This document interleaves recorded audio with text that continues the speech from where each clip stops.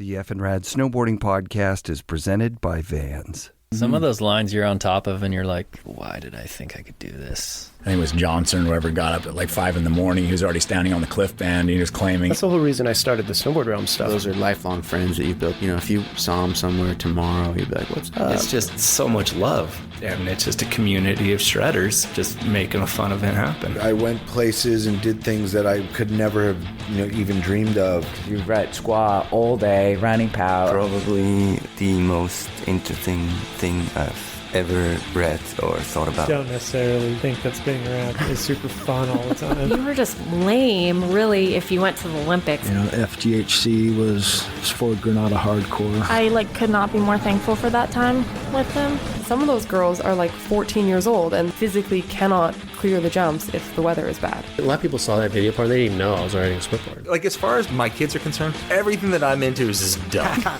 I don't have too many comments on it. If you actually look at Poser, which is the worst thing I could ever be, that is social media. Season 6 of the FNRad Snowboard Podcast is sponsored by Wired Snowboards, the Boardroom Snowboard Shop, Anon Optics, Crow's Nest Barbershops, and Tribute Board Shop in Nelson, BC. Wired produces handmade custom graphic snowboards right here in Vancouver. And Wired offers a full selection of men's, women's, and kids' boards for various riding styles, from park to groomers and hard pack to deep powder. You can find them in a local retailer or go to wiredsnowboards.com to see the 2021 lineup of the boards, or design a custom board and ride a one-of-a-kind snowboard made by professionals just 10 minutes away from my house. Season 6. It's been a wild ride of a summer, and I'm recording this intro the day before a presidential election in the USA. And that, my friends, is as much of that kind of talk as I can handle these days. This season, I'm dedicated to talking with snowboarders about snowboarding during the best time to snowboard there ever was, when Resort Pal lasted for weeks, lift lines weren't invented yet, and neither were boots that worked. Boards would fall apart, jackets and pants were made out of water-soaking cotton and had brand names like Team Buttocks. Skiers hated us. Hell, everyone hated us. J.P. Walker was the only person who had done a double cork, and figure skating still ruled the Winter Olympics. It probably still does. I don't know. Back in the day, a 20-foot backside air in a half-pipe was not even possible, and both Terrier and Michael Chuck could do them. Snowboarding nostalgia is the name of the game, and the name of this podcast is fucking rad. This year's first guest is Sean Kearns, one of the Whistler locals who decided to be a pro snowboarder before it was a thing you could be. Sean's accomplishments are too many to mention, but here's the highlight reel. Pro snowboarder on Santa Cruz, leader of the whiskey debauchery that preceded Jackass and changed the world forever. Sean filmed for MacDog, shooting movies with the Form 8, and advocated for fair payment terms for snowboard filmers. He started Infamous Management, helping guide the careers of guys like JP, Joe Sexton, Seth Hewitt, and Simone Chamberlain. Sean has been a friend of the podcast for years now, and the first time I interviewed him, I saw what I wanted to do with the show. Make it more professional, record with better equipment, be vulnerable with guests, and try to make the planet a radder place to live. These days, Sean's a long way away from breaking bottles on his head and stealing sheep, and that's where I needed to go to kick off Season 6, to Sean's place on Vancouver Island to sort out my crazy mind. I didn't realize how scared I was going to be this year about doing the show again, because I take summers off, which I think is really important for me. And it's a winter sport. It's a winter show. So I stop in May. But guess what? The fucking bomb hole started in May this year, which is, the bomb hole is fucking badass. And they got videos and they got a soundboard where they, air horns and shit. Hole? It's a podcast. Oh, okay. And so I'm like, yeah, I got this great guest selection. Well, now there's this new podcast that's got great guest selection, great audio. They've got videos. They've got merchandising. They've stepped it up like a 9 Club or whatever it is? Yeah, something like that. Exactly. They're the 9 Club of snowboarding. Yep. And then there's a whole negotiation with sponsors. And so when I talk with Vans this year, they've offered me a legitimate offer. I want to work with Vans, but I don't want to be that guy that just said, hey, it should be this much, and they come back with a way low offer, and then I go, yeah, sounds good. That's perfect. But at the same time, it's like maybe I asked for too much. I don't know. You created your pay scale when you were doing your stuff, right? Yeah. Oh, yeah. Absolutely. And where did you come up with the dollar figures? Well, actually, so this is funny because I'm like, so Eric, are we doing a therapy session or are we doing? What is this about? Are you coming here to interview me, or are you just talking? And anyway, so yeah, what a way to get into it. This is cool though. This is why I'm here. Is that I was that scared? Yeah. Like, but I'm not. As soon as I say it out loud, I'm like, I'm not scared. Yeah, awesome. So should we talk about Sansalo? You look scared. No. So I mean, I don't know. Do you imagine that the listeners want me to help you unravel that? Because I can do that in about 2 minutes, or we can get into. I think that they might. Okay, well, let's see what happens here. So basically, in my opinion, and I did mention this, like I'm a big fan of what's called the pain teacher, which means when the pain teacher's in the house. Meaning, I worked with Paul Check, and he was like, I was at one of my hardest times of my life and I was just dying, and he's like, rejoice, the pain teacher's in the house. And I'm like, huh?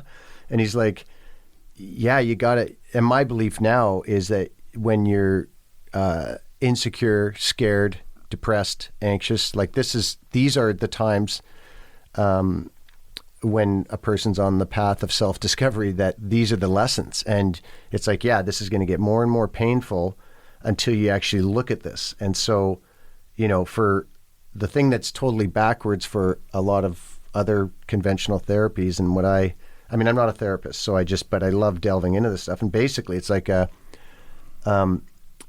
what you're talking about with these guys and their podcast and being nervous and scared, and all of it goes to, I'm imagining like an insecurity, like I'm whatever it is. And you're nodding, so I'm guessing you're getting along. And so here's the thing is, and my belief is in there's a general message that being insecure, especially if you're a guy, is bad.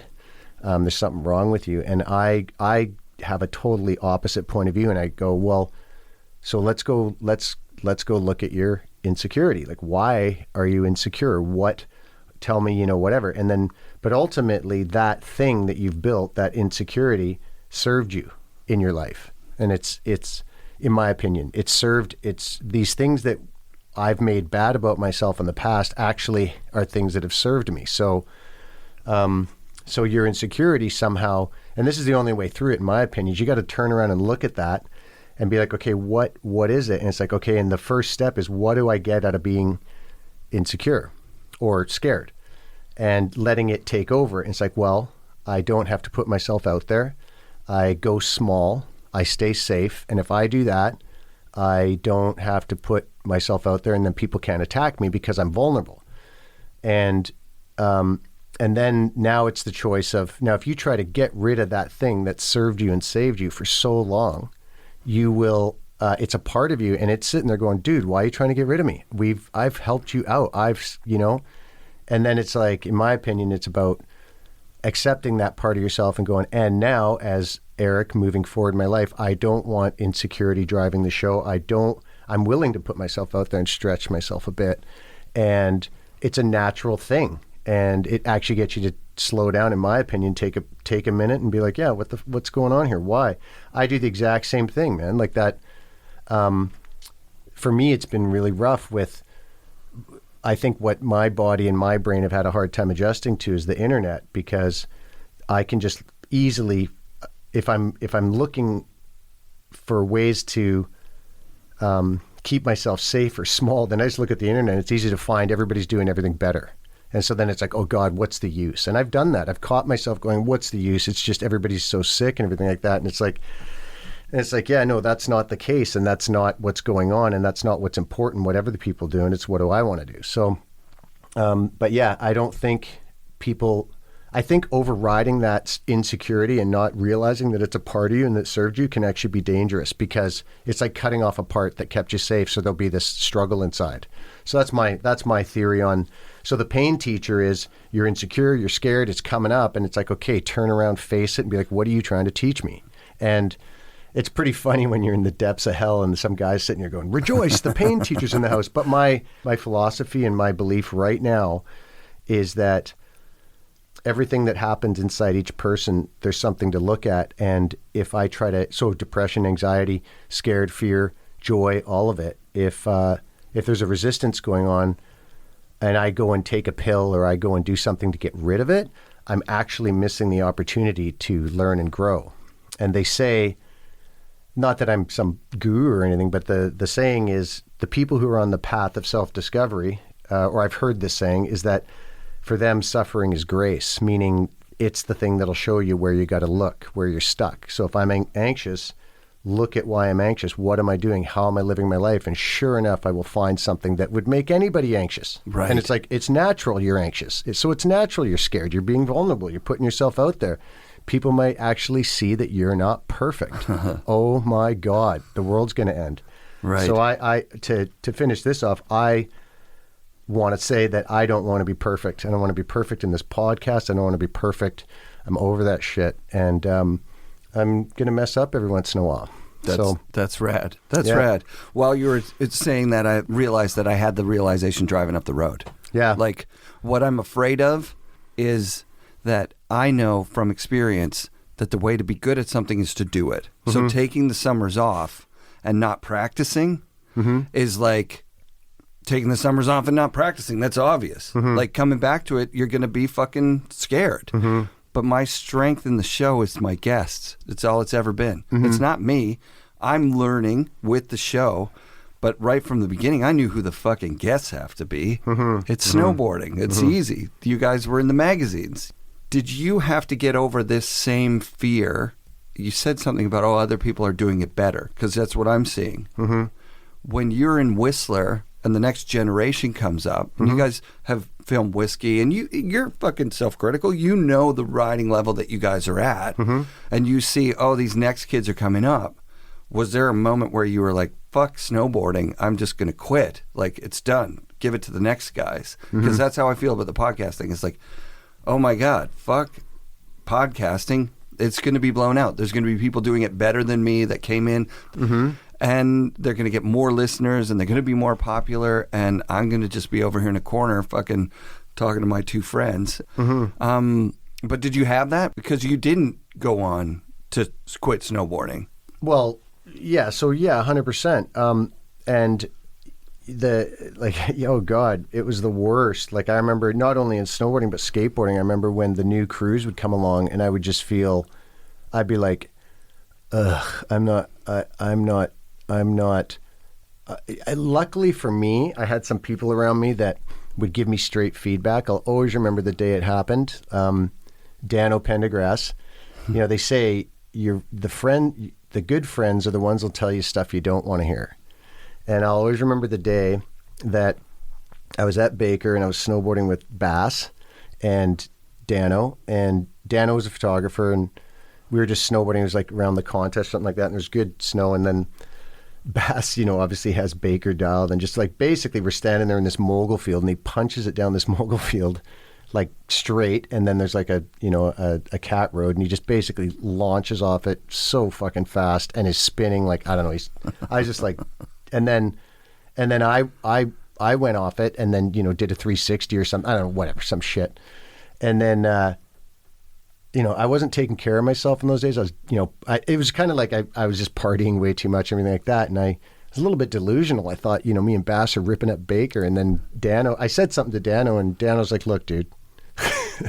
Watching the two of you go off that road was two different people, two different everything. Like, he punched it, you whinged, and he's like, you're, either get sick or get off, Wow. like kind of whatever. And it was, Dano's delivery can definitely be rough, but fuck, dude, it was one of the hardest 24 hours of my life. And it was like, okay, fuck, like that's real feedback right there. What era is this? What are we talking? We're talking 1920. I don't know what it is. Like Bass, pro model Bass, like. Yeah, I think so. Yeah, maybe I don't even know, but it was at the end of my shit. So then I was like, okay. And luckily for me, I've always had this, or not always, but for most of my life, I've never blamed others. I actually have been like, okay, what am I doing? Like, I don't blame the new school kids. I would hate them. I'd hate them, but I wouldn't be like, there's something wrong with them. It'd be like, okay, what am I doing? And I would just get real clear, like, I'm not willing to do that. Right. I'm not willing to do that right now. So I'm not willing to do that anymore. And I'll tell you, for me, I heard Stacy Peralta say this in an interview. He said that when he flourished was when he got out of skateboarding and started the Powell shit, right? The Powell team. And I would say the same of myself. Like when I flourished was when I fully flourished. I fully committed to making the best snowboard films I could make, which was not during whiskey time. That was the learning period. But when I got into the forum stuff, I basically was like, I was in a position where I can relate to these guys like no one else can, because they know that I've at least snowboarded in front of camera. Yeah. I'm not, and they know how much respect I have for them, and I was very open, like, dude, I ain't willing to fucking do that shit, like whatever. Although I did used to lie and say, don't make me come up there and go off that fucking thing. I used to, actually, that's what I'd say. I'd say, if I'm willing to go off this jump, we shouldn't be filming it. Right. That's what I'd say. I'd be like, don't even buy. If I'm willing to do what you're trying, we're not filming it. Yeah. That's it. Yeah. That's so harsh, but so awesome too. Yeah. Oh, dude. There's some stories where, because ultimately it was the same kind of thing. Like so anyway, I think I flourished during that, and I was able to. They saw that I wasn't just, and maybe not all of them. I don't think all the forum team liked it, but the other ones that, some of them that did appreciate, they're like, how was that? And I'd be like, dude, you fucking kidding me? Small, like we're not, or whatever. And they'd be like, okay, or someone would land something and they'd like, people would be stoked or whatever. And then they'd come over to me and I'd be like, no. And that's when I flourished, was I was willing to give them direct feedback, but with a respect that I was like, look, I know what level you're holding yourself at, and that was not the level it's not about me. Well, that's not true, because I knew it wasn't going to make it anyway, but it really was. It was a respect thing. Yeah. And I wasn't just sending them off stuff to kill themselves. Like, we were super calculated.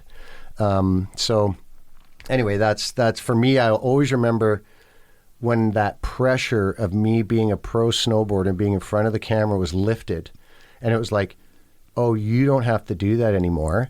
And then I'm like behind the lens, which I'll be totally straight. Like, there's a part of me that was like, I was scared, scared. And that actually wasn't my best thing, to be in front of the camera, look at me, this and that. So I was so relieved that I didn't have to do that anymore. But then I was like, these guys are committed to doing that, scaring the shit out of themselves and doing the gnarly shit. And I'm going to do the best job I can to support them and keep them safe. Cool. And that's when I care a lot about people, and I cared a lot about them. And so that was when, I don't know, that was a big deal for me. I remember the relief of when I didn't have to be that anymore, because the pressure's gnarly. Like, not even, me, I was getting like a salary from Santa Cruz and Quicksilver that was pretty minor. Right. And doing whatever else on the side to make money, like soaking down weed with the spray bottle and selling it to campers and shit. Like just soaking it down so it's weighed more? Oh, yeah.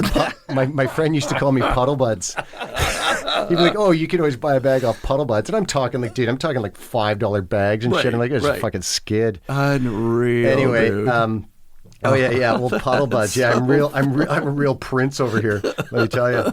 And anyway, so it was, and but then you take a guy like, whoever, and they're getting paid all this money. I can't even imagine. Imagine what it's like to have a $500,000 contract on your back. Right. And I know a lot about human psychology, I think. Like, they're just basic fundamental things. I'm not saying that I'm some psychology pro, but there is basic social psychology stuff that humans follow pattern, and I think the amount of pressure that some guys put on themselves that actually the sponsor isn't even putting on them, they're just so much harder on themselves than anybody else is.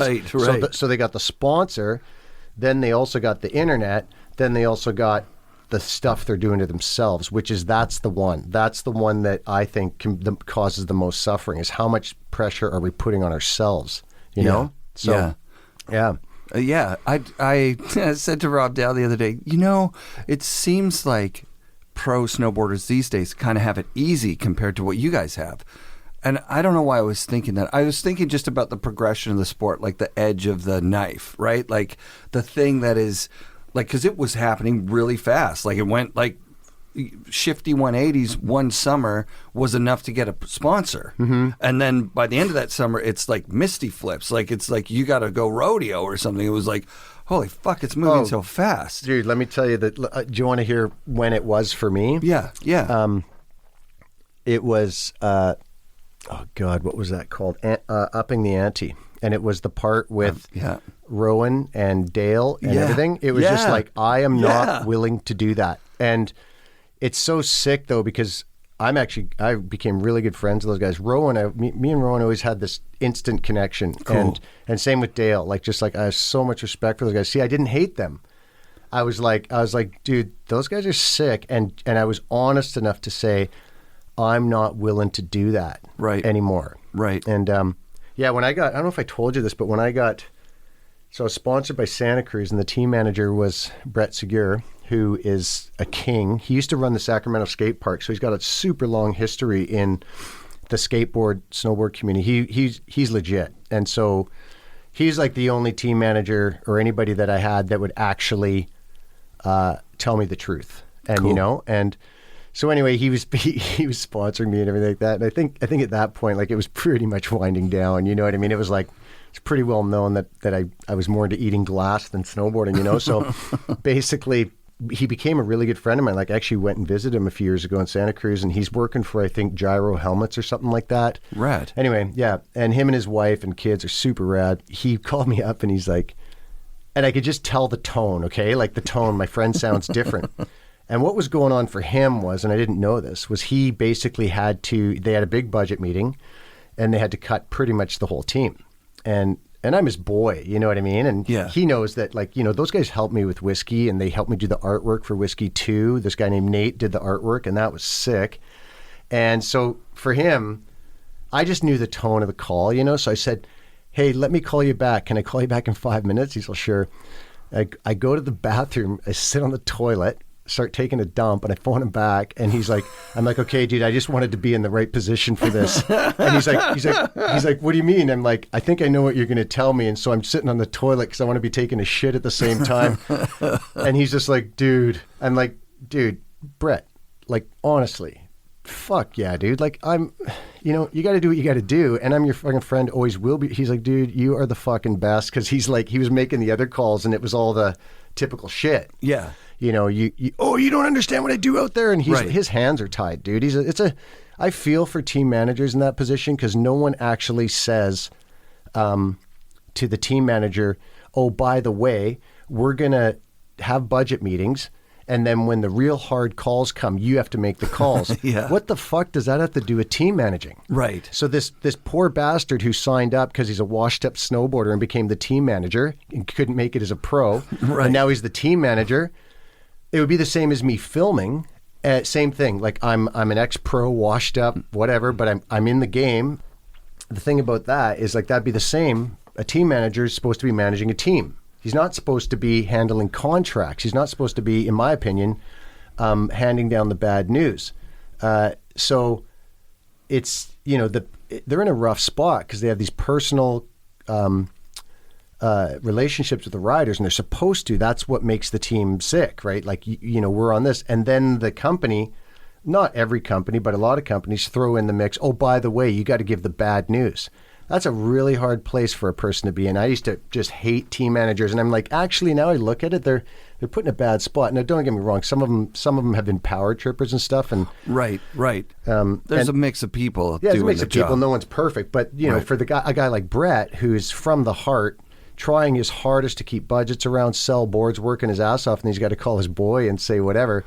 And we died laughing. He's like, you're actually taking a shit. I'm like, oh yeah, I'm taking a shit while you're taking a shit, dude. Did he have to cut Sansalone at that time as well? I don't think he did because I don't even know if Sansalone did he stay on. I can't remember, but I think. I mean, Sansom obviously stayed on longer than I did, and for some reason, Joel loved Sansom too. So he had the sessions. Because of sessions, right? Yeah, Joel just thought I was Joel and I always had an interesting always had an interesting back and forth. Let me put it that way. Nothing against him. Full respect for sessions and everything. We're just different cats. That's all. The Sansalone connection, like, I just remembered, like, he should be on the show. That's why I'm talking about him. I want to get him on the show. He said he'll do it. He's one of those guys that just, I know a lot about his career because he was local. Like, I would see him at Seymour. And for me, seeing Sansalone at Seymour, he was the man up there. He was like the head of the Seymour kids, and the Seymour kids included Roberta and Devin and so many people that were like great snowboarders, but he was kind of like the king of it. Oh, I should mention Keatley because he listens to every show. And and Sansalone on Santa Cruz was like, there was a chance that he was just going to quit. But he hung on. He got that fucking option deal.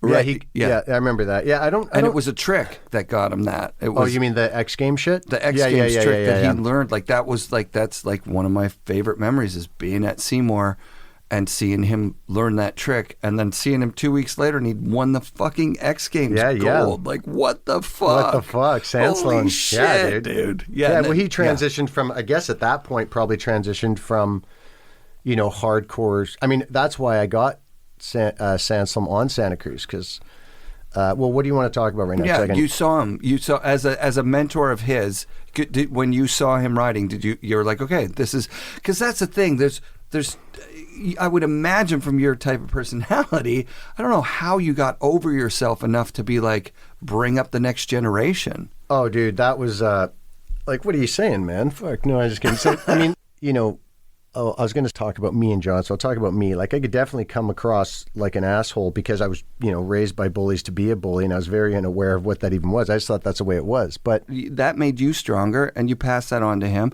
I'll tell you what it was like. So for me, coming up in snowboarding, it was at first it was like, the reason I even got into it was so easy for me because of skateboarding. And then also, like, when I got into snowboarding, everybody's doing these weird ass ballerina tricks, like whatever. And I was like, what the fuck are these guys doing? And then I always kind of rolled I want to bring skateboarding into snowboarding style, you know? And there was always pushback and whatever. And it just, whatever. It was what it was. But Rankwit and Roach and other people, Noah and all them had the same vibe going, and that's how I got on Santa Cruz in the first place, is because Rankwit saw that and whatever. So anyway, and then so this was right when the big pant kind of thing came in, and then also like smaller boards and chopping noses off and stuff.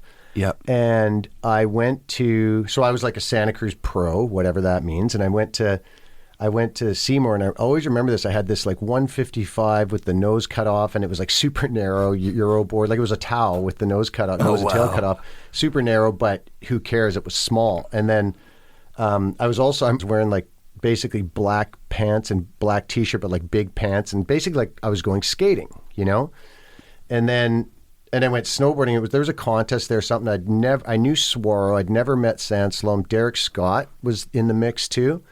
And we started snowboarding together, and this day, and it was like a slushy day, and it was the first time that I'd ever felt like I was actually at the skate park skating, because I was with three or four other guys that we were like ollieing stuff, and it was like 4 dudes skating down the street versus Whistler, which, all those guys, and we were all trying different shit, but was pretty much like who can go the fastest. And so then I just like, I don't know, I right away, I was like, there's something about Sansalone's style.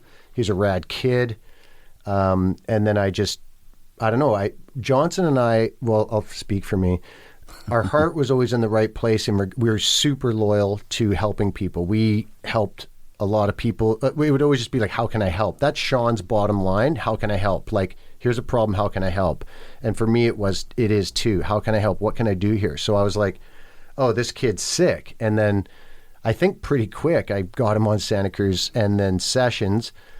And then I'm like, you got to check this kid out. He's new school. He's total skate, which is pretty funny because he ends up doing a backflip at X Games and then goes in the total opposite direction. But whatever. Like, isn't that what he learned? Like a Wizmer Twismer backflip or something? Anyway, backside rodeo or something, right? Switch backside rodeo. Yeah, sick. All the power to him, dude. That's awesome. And anyway, so, this is the thing about expectations. So, of course, I get him on Santa Cruz and sessions, and I have this expectation that he's this skate kid, and he's cool, and he's loyal, and he has all the same values as me, but I never told him that, and I never even knew that's what I expected. Like, this is, here I am 51 years old learning, like, man, I was really harsh to that kid.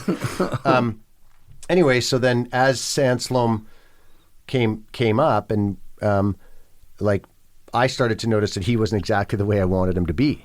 And so then I'd just work him because, and you know, there was some times, like, he did have to get tough. Like, he took some serious abuse in New Zealand, dude. And like, we were rolling around, like, imagine rolling around with Boozy the Clown in a fucking camper, smashed windows, like terrorists. Sansom comes on the trip with us. Basically, he basically, whatever, did something that we didn't like. Wasn't that big of a deal, actually. But you do something we don't like. But then he had to roll the rest of the trip with us. Oh, God. Dude, I cannot imagine a bigger nightmare. And he stayed in and he got shots. And I mean, dude, if that doesn't make you tough, I don't know what is. And I have huge respect for him for that, because I would not have been able to do it. I would have been like, fuck these guys, I'm out. Right. I'm going home, I'm crying, like, whatever. He had to sleep in the camper with us and shit, dude. And we were like, wow, working him. And he didn't do anything that bad. He just, like, he did some little cheap tip maneuver.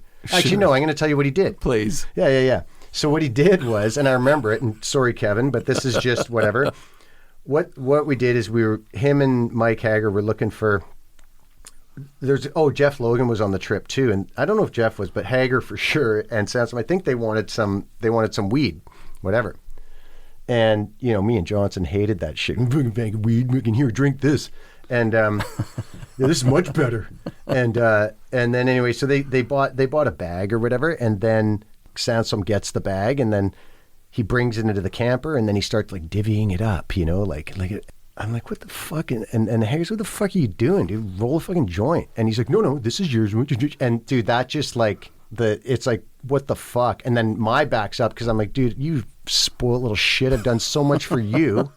The fuck? Like, what, are you going to give me half your paychecks? Like, I was so pissed, you know? Oh, wow. Anyway, I just, like, because for me, that's, like, disrespectful, and, like, you're going to be cheap now? You're going to count every little penny? So, and then I'm like, honestly, that's just the way I saw it. He probably was just like, oh, let's split this in half, and I'll share with you, and you share with me. But I just told myself a story as a cheap little prick.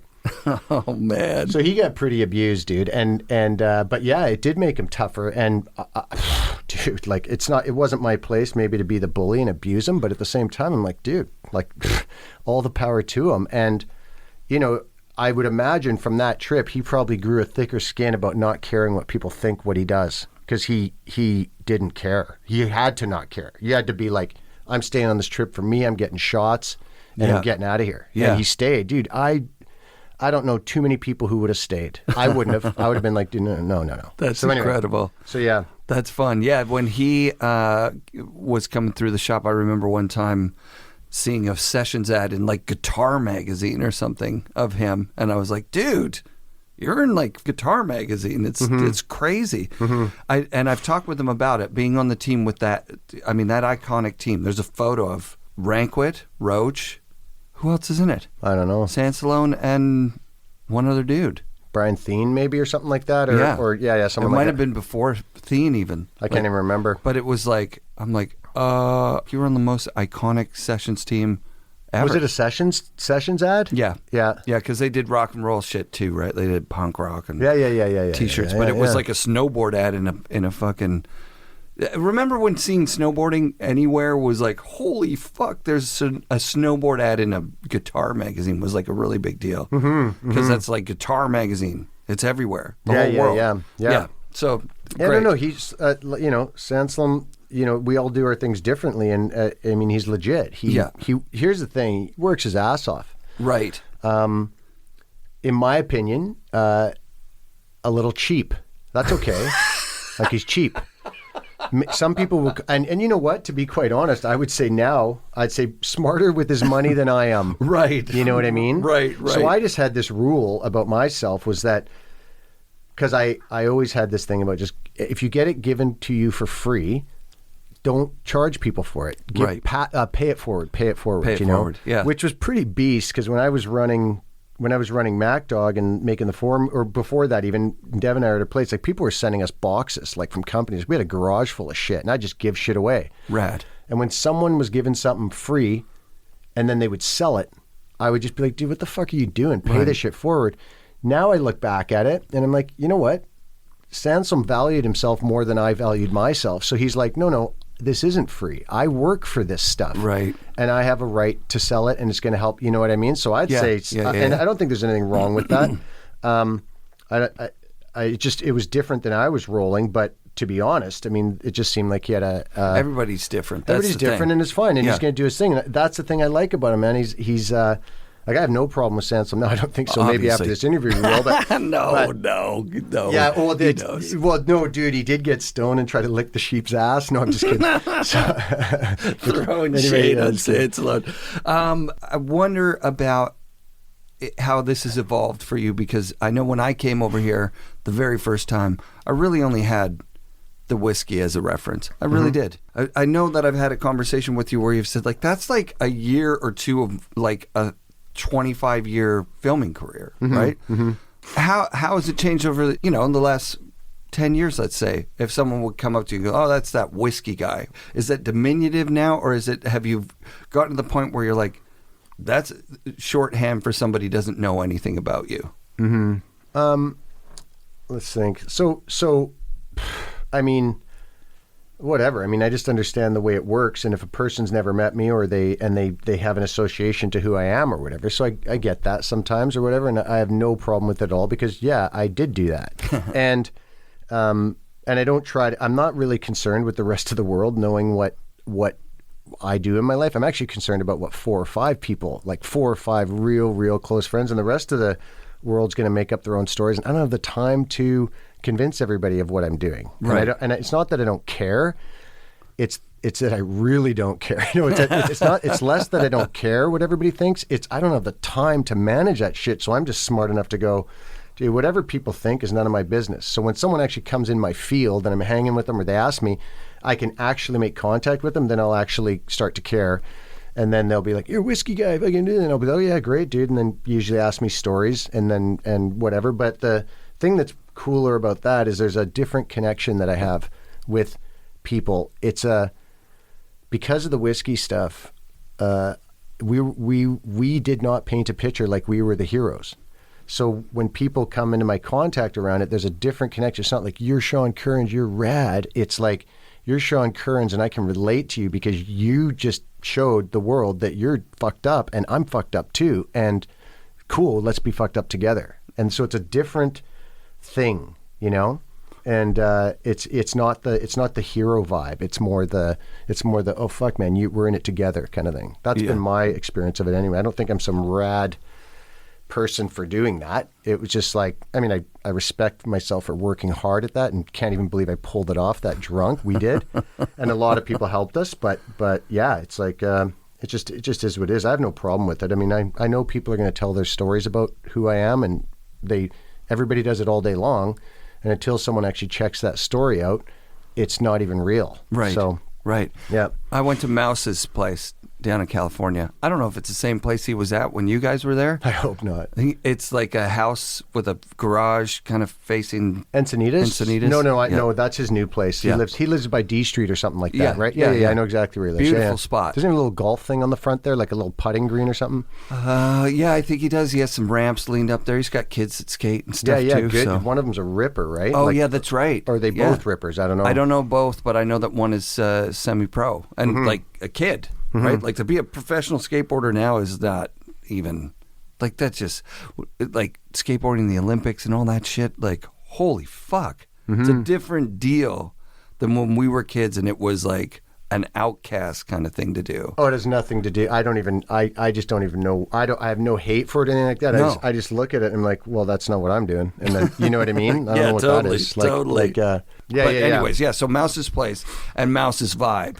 What a dude, man. Yeah. What a dude. Just like the best guy. Like instantly in a space of authentic, like he's showing me what he's doing. He's working on this video. And he's got all the archives of all his films. He's not only, dude, I'll say something about him a lot of people don't know is he was actually he was a pro skater. He was like, he was on the Life's a Beach Bad Boy Club. Yeah. And now looking back, I'm seeing he kind of did what I did is he started to transition into the films. He had this business sense about him. Fuck yeah. But he's he's legit. Like he was like chilling out with like, you know, like, well, actually one of the main ways I got to know Mouse was Sluggo brought him to, he'd just done that Union video, which was sick with Markovich apart and stuff, I think. And then he came to Whistler, and because of his connection with Sluggo, he basically wanted to get into snowboard movies, because Mouse ain't stupid. He's like, well, I can do this, maybe make some money, which is good. There's nothing wrong with that. Yeah. And he's also legit, because he's like, he deserves it. Like he's put his time in. So anyway, but one of the times Mouse and I totally connected was, Sluggo's like, hey, Jamie Mossberg, Union video. And I think I put the bottle down long enough to answer the call. And I'm like, hey, if I can know you have Mouse, tell him to come stay at my house. And he just came, stayed at my house in Whistler. Rad. And right around then, Jeff Phillips committed suicide. And Mouse was super close with Jeff Phillips, because Jeff Phillips was on Life's a Beach. And that's what Mouse was all part of. And I think Monty Nolder and that crew. And, you know, it was a time that, you know, even though I'm fucking whatever, you know, in those days pretty wild, when it came to someone actually going through stuff, I could be there and just like, fuck, dude, like do whatever you need to do, chill out, got your back. He was hurting bad. And so, you know, that was a time that and then we just kind of became friends from there. And then Mouse would go around filming us and learning how to film snowboarding. And then he taught us how to make movies. And I don't know how he did it, man. That seriously, like I would not be where I am in regards to filming if it wasn't for Jamie Mossberg at all. Like there was nobody who put in that much patience. I don't know how he did it. Like it's unbelievable. I think it was the weed. He smoked so much fucking weed that he must have just been like, you know, okay, these fucking guys, I need to get stoned or something like that. But I don't know. Whatever, he's incredible. You know, I go down there. I have my setup like this. We set up the mics, and he's like, "You want me to film it?" I'm like, "Are you kidding me? Of course I want you to film it." Oh, sick! I have that file. He had really good weed. Like, you know, we have epic weed up in Vancouver, like the best in the world. Yeah, and he had equally as good Mouse weed. knows what he's doing. Yeah, he doesn't fuck around. Someone was asking me about, you know, and that's what the show's about, is nostalgia of snowboarding. Someone asked me about the whiskey videos or whatever the other day, and I said, so Mouse had some footage, and it was gnarly. And what it was there was some contest in Europe, and some guy walks up to another guy with a skateboard and kingpins him, like gnarly, dude. It's the gnarliest footage, you know. And Mouse is like, "Hey guys, I was at this contest. I know where you guys want to use this." And dude, it was malicious. It was a sucker punch. It was just nothing we were about. And I'm looking back at it going, you know, as much as people think we were just breaking and ruining the world, it didn't come from that place. Our spirit was basically, we're just going to show you what we're doing. And what we weren't doing was kingpinning people. Ugh. And so even though that footage would have taken the movie potentially to another level, because it was something that now would go viral. Right. And I would get sick when I'd watch it, and we all collectively like, this has no place here. This isn't what we're doing here. It's too gross. We didn't even know. Feeling. I don't think the awareness was, but we didn't want to put that in. And Mouse wasn't saying put it in. He's just like, I got this footage. It's kind of in line. I'm like, yeah, the difference is we're hitting ourselves. Right. With beer bottles. Right. Not kingpins of indie, you know, trucks. And so, yeah, I don't know. I wanted to mention that because, our spirit was definitely, there was always humor in what we were doing. It's nice that you guys had the authenticity to not, you know, and the self-assuredness to just go ahead with it anyways. You knew people were going to look at that video and be like, these guys are fighting drunk assholes. Mm-hmm. And you did have that fucking reputation. I remember being afraid of Nicks, that just seeing him on the mountain thinking, oh, that's that guy that kills people. I don't know. There was like a rumor that the Creekside mob was like a mob, like killed people. Well, they do. Like that, you're not far off, dude. That was there's definitely some truth to not kill. Well, let's just put it this way. Yeah. You don't want to fuck with the Creekside mob. And I think that there were certain people who are in there that would basically, you just don't want to fuck with. And they'll go that extra step to make sure you don't fuck with them again. I don't know about killing people and stuff, but, you know, whatever. You know, same thing. I don't know. There's something that comes up and it says, It's something about to all you whingers out there, we know who you are and we're driving a Mack truck and we're coming for you. Like, it's in there. It's beast. It's like, holy shit, dude. Like, but luckily there's some footage of, Johnson jerking off a pig or something, so that behind it, so you can't really see it. Yeah, that is insane. Unreal. Yeah, it's nice. It is actually, when you told the story of the sheep, that was like a really nice way to, you know what I mean? Like, it is, there was footage in there that, like, we don't know what we're looking at. So, like, it's easy to be like, wow, these are scary dudes. Mm-hmm. These are fucking people that, or maybe don't give a fuck. Like, that is a part of the vibe. There was definitely, right? We definitely didn't give a fuck about ourselves. We would hurt ourselves, which is pretty sad, actually, because the level we would do that, but we would not maliciously just go and hunt people down. Right. And I think that's what happened with us in the end, is it started to go in the direction of, like, we just need to cause chaos and film it, and I think subconsciously we're starting to pick up that we're out of integrity with what we even want to be doing. Right. But anyway. So I saw the Halapoff thing. Somebody posted it today, like the, training for the fight scene. Oh, and fuck. the original fight scene in it is actually depressing to see, because that reminds me of being in Sudbury, Ontario, and everybody goes out to fight, and then there's like a guy knocked out on the ground that's like probably needs medical attention. That was right? That was definitely going in a different direction there. And I know Halapoff is like, one of the reasons he doesn't want to do the show is that that's kind of a big part of his reputation. He's like, I don't want to be that guy. I wasn't even that guy when we were doing it. He wasn't even that guy. Like, we just got caught in the trap of a trap we created. I don't want to say anybody made us do anything. We chose to do it, but there was this kind of, and that guy, straight up, that guy kicked him in the head at a different fight, kicked him in the head, like when he was down, and came in from the side. So I'm like, in those days, you do that. No. You now have crossed a line, and you gotta get woken up to the fact that you just don't run in and kick people in the fucking head when they're down and they're dealing with someone else. And it's like, and I don't know. This is so funny because I think about this too. If you were to ask me, if you were to have a projector and see in my mind all the fights and all the shit that we were in back in those days, it would look like probably, Rocky. I'd be in there and I'd be ducking and weaving and everything. And if you actually saw the footage, it would look me like trying to do the front crawl in a pool while I'm standing and splashing. It's like, it probably looked like windmills coming. Like, just so much of that stuff in the parking lots and stuff was so much drunk. Yeah. And I think part of it was unconsciously very healthy, where a bunch of people would just be having these freakouts on each other, but really, there wasn't like this like ninja torpedo ass kickings going on that in my mind I was like, oh yeah, duck, weave, feint. Yeah, it's like, no, dude, you just drank 400 beers and you haven't eaten in 3 days, and no, you're not ninja. Like, no. Right. So, a lot of that stuff was blowing off steam and pretty funny, actually. Yeah. Halapoff is one of those guys, and why I want him on the show is that the word underrated doesn't make sense in this, because he was rated he was a fucking pro, but like his Halapoff? love for Halapoff, his love for the sport, he and Kevin Jones would go hole up in this spot that always got snow early. Nobody was there, and they would just like crush soul turns for like 2 weeks before the season started for everyone else. Oh yeah. Yeah,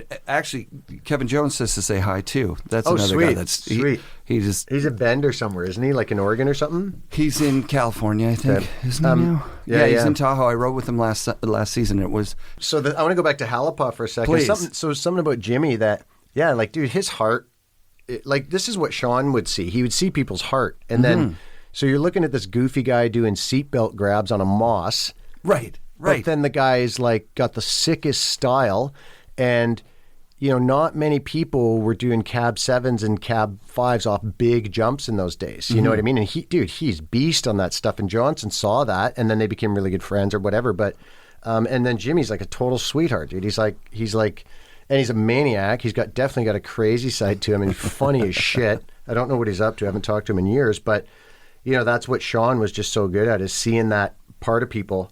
And then bringing that out. And he's like, dude, this guy's sick as shit. Yeah. Probably a little misunderstood by the other film companies. Right. And Johnson and him were just solid from, I mean, they have history I don't even know about because Johnson was training for race camp back in those days. That's right. And Cross M. And then they became friends. And then Johnson just, like, this is Johnson's heart, like loyalty to friends. And then he's like, you know, he got Jimmy on Gush, and then Gush is sponsoring. But then, you know, Jimmy, I think his part in Whiskey 2 is like one of my favorite parts. Like, it's beast for those days. Like, totally. and it's legit. Totally. And, yeah. So, yeah. Him and Sean got along really well. And someone else that I thought was really good, but his style didn't seem to show up in film, or something happened. I don't know whether he couldn't film, but Randy Walters was really good too. Randy Walters. And right. he was, I remember, just like some people's style or whatever they were doing just didn't show up in film well, or they weren't, I don't know, they just didn't have that thing in them. And I think he got missed when actually he was actually a really Randy good Walters, snowboarder. Solid, yeah. On the last show, I think you said Warburton for that. Or for maybe what? For just like it didn't come across on film. Oh, yeah. Yeah, but I want to be clear about that, dude. I want to say about Alex Warburton, and I really do believe this to be true. When he was not in his head, and when he was not limited by cameras and what he's supposed to be doing, I don't think anybody has any idea what that guy was doing 20 years ago on a snowboard. And it was beast mode, like through, like, you know, the steepest chutes and things, like when you're not even supposed to be doing chutes on snowboards. This is way, way back. Yeah. And he's hitting like vertical lips because all he's seeing is a wave. He's not seeing, so skiers are like doing that thing down the chute, and there's this big wall, and Alex like pointing it down the chute, and then up on this, and it would just, and he had no limitations because he was looking at the mountain like it was a wave, not like it was this gnarly steep chute. He wasn't looking at it through all the fear that, oh, this is a triple black diamond. He's like, no, that's a fucking wave.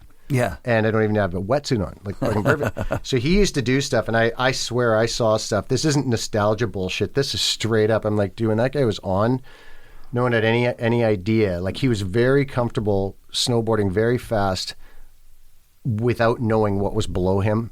He would just, you know, super steep shit. And wow. He would just, you know, he knew in his body that the best way to deal with this is just go, trust yourself, and go fast. And I used to just sit there and go, ugh, my dick would just shrivel. And then I just go, oh yeah, I'm the skate guy. I'm the skate guy. And then I go do like a frontside 180 tail grab over a little mogul and be like, see, yeah, that shit's whack. I love it so much. Like yeah. a shoot riding. What a kook. You're reminding me of when Johan had that breakout part in TB5, I think it was. Mm-hmm. Yeah. Where it just was like, nobody snowboarded like that before. Like, it was crazy. It was so dangerous what he was doing, it looked like. Mm-hmm. And now that's what you have to do. You know, go on the free ride world tour or whatever. You got to ride like Johan. You got to have like.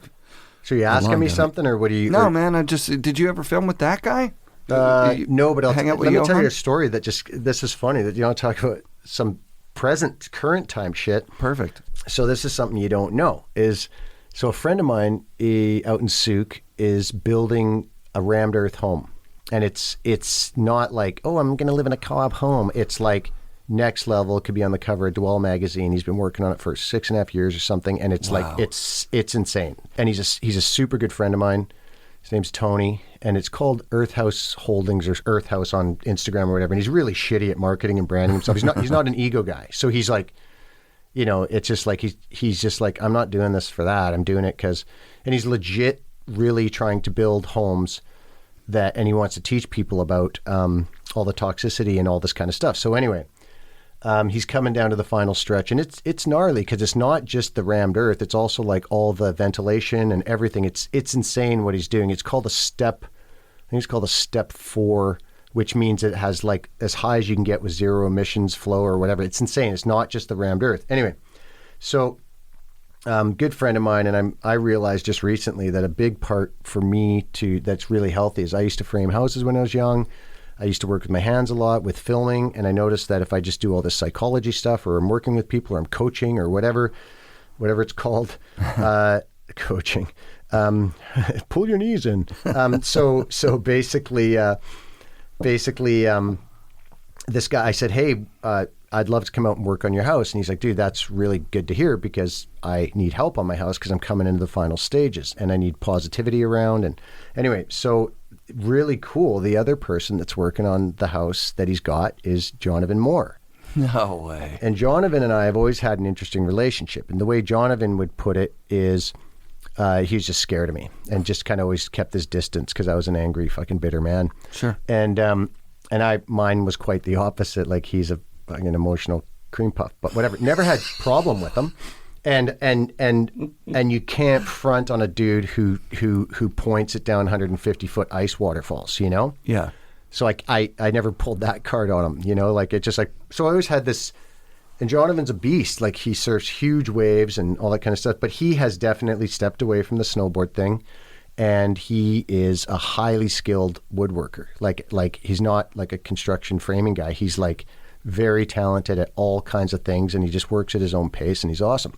Anyway, so we start working together, and you know, when you're working together, you're in each other's presence and you're hanging out. And I know how to work on a job site. It took me a little while to adjust again because I haven't worked in 30 years. But anyway, so basically, I got back on, and you know, my friend was like, "Yeah, I'll pay you this," and Jonathan's working here, and so Jonathan and I just, you know, kind of worked around each other for a few days, and then, you know, after coffee and lunch, we start to get to know each other, and we start, really like connecting and being, you know, and actually talking about like, you know, I thought you were an asshole and I know you're not an asshole, so why are you an asshole? And he's saying things like, you know, people would think you're a lot more intelligent if you weren't swearing. And I'm like, fuck you. And stuff like that. But Jonathan's, he's also into a lot of the stuff that I'm into, which is like healing work and, you know, just interested in nervous systems. And anyway, so this is, so a really cool thing that we've been doing is I'll just be throughout the day and I'll be like, favorite snowboarder. And then he'll think about it for a while, and then he'll be like, you know, tell me. And then, so then actually interesting, one day I'm just walking around the site and I'm like, best snowboard part. And I think, he said it so fast, and I pretty much think I said it at the same time. We both went, Johan TB5. Like the music, everything. Like, so my favorite snowboard part, I mean, there's a lot of really good parts, but as far as the one that just would like, I was like, holy shit, dude, that was it. That was like, whatever. So I never got to know Johan. I knew of him when, so Devin and I used to own we were partners in owning the bar and hotel in Braylorn when Johan was living there. So, did you know that we owned the bar and hotel? No, me and Devin. Me and Devin and a group of guys owned Albert Bush from Valley Chainsaw. We bought the hotel and bar out of receivership just so we could own a bar, basically. Yeah. I think we went there twice. Anyway, but Johan was living out there, and I don't think that was the best place for him to be living. With Al Clark. Yeah, and I think those guys were like Beer Wolf in a different kind of. That's all I knew of Johan, and those guys probably had a really good time out there because there's some insane terrain out there, and you're out of the mix. So I think he's always been a legit guy and doesn't want to get caught up in all the bullshit. And he filmed the sickest part that's ever been filmed, as far as I'm concerned. As far as just that stoked me out. I mean, there's parts that have been released that just blow that shit away, but that one was just put together. And much props to the Hatchets too. And I always gave those guys a really hard time, but dude, they made it. They filmed it. They picked the music. Yeah. So you got to give them that, you know? Yeah. I never thought I didn't even realize that my favorite snowboard part that got me stoked was made by Mike Hatchett. Holy fuck. I love that you're having that right now. Oh, I hate it. No, I'm just kidding. Those guys are all right. Yeah, I rode with Dave last year. Oh, sweet. I mention it every time I get a chance. Is he still hard booting? Nope. Nope. And he's See, I'll still never grow frothing. up, dude. I'll never fucking grow up. Instantly, I just have to take a poke. Sorry, Dave. Did he do both hard boots? Yeah, he did. I'm thinking Dave Dowd with the one in the front and the soft boot in the back. Remember that? He's shaking his head. Yeah. Stop it. Stop it. Well, that was Dave Dowd. I don't know if you guys know that, but Dave is pretty much a legend too, because he actually has a shot in whiskey. He's got all the he's got the whipped cream all over his face in the credits. That's Dave Dowd. Are you shitting me? Dave Dowd. Dave was a little bit of a partier. Oh, sick. I think so. Yeah. Or am I thinking of? Yeah, it was Dave Dowd. Yeah, that's awesome. He had a side to him. Yeah, that was my favorite. He was a racer, right? Yeah, and he was a Kemper guy too, right? Like back in the day. My favorite thing was when you come across a racer or someone that you think is just this douche, and then you find out they're a maniac. It's like holy shit. You know, do you ever? This is some nostalgia. Do you ever remember or hear of a guy named Kildevald, Mike Kildevald? Mike Kildevald, of course. Dude, Kildy had a pro model on Ride. The original Ride lineup was a Jason Ford, a Russell Winfield, and a Mike Kildevald race board. Yeah, Kildevald was... Fuck yeah, dude. That guy was... I'll tell you this story about... There was an airplane ride back from New Zealand or Australia, I can't remember. And it was New Zealand. And Johnson knew Kildy. I didn't know him. And Johnson and I thought it'd be a really good idea to buy a 40-pounder of Crown before we get on the flight. Oh, God. And with about an hour into the flight, it's messy. And we're in a 13-hour flight. Like, just idiots, right? And at one point, and Kildevald's right next to me, and we're getting along, because we're hammered.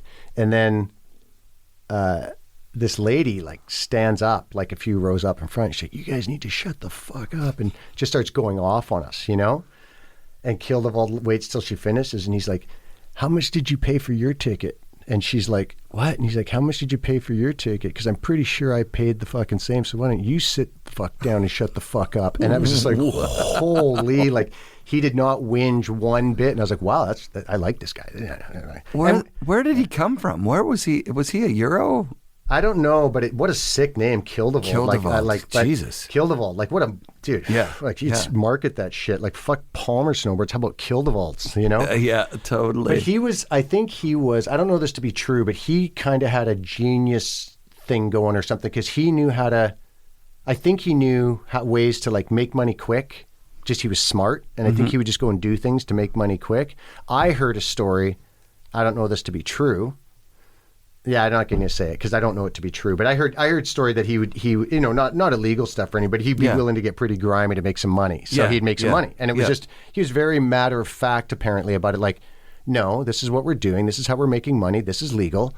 Yeah. You might not like it, but we're going to do it. And that kind of thing. So I don't know if any of that's true, but I just remember liking him a lot because I was like, I got to track him down now. Oh, dude, all these goof boot racers, and I had this whole thing, and then you meet a guy like that, and it's like, holy shit, what a king. Yeah, because Craig was more into racing at some certain points of his career. That's how Burt Lamar won the fucking Worlds, was that all those guys were like worried about their race times, and everybody's training gates, and Bert's in the fucking half pipe going, I'm not even going to race, fuck that shit, I'm just going to do this. You guys mean Lamar? suck. Burt Lamar? Yeah. He's like, you guys actually suck in this half pipe. And he was like a kid protege skater kid, right? Like, yeah. I mean, talk about people trying to interject skiing into snowboarding, but it's pretty funny though, because the first skate contest I ever went in was a slalom.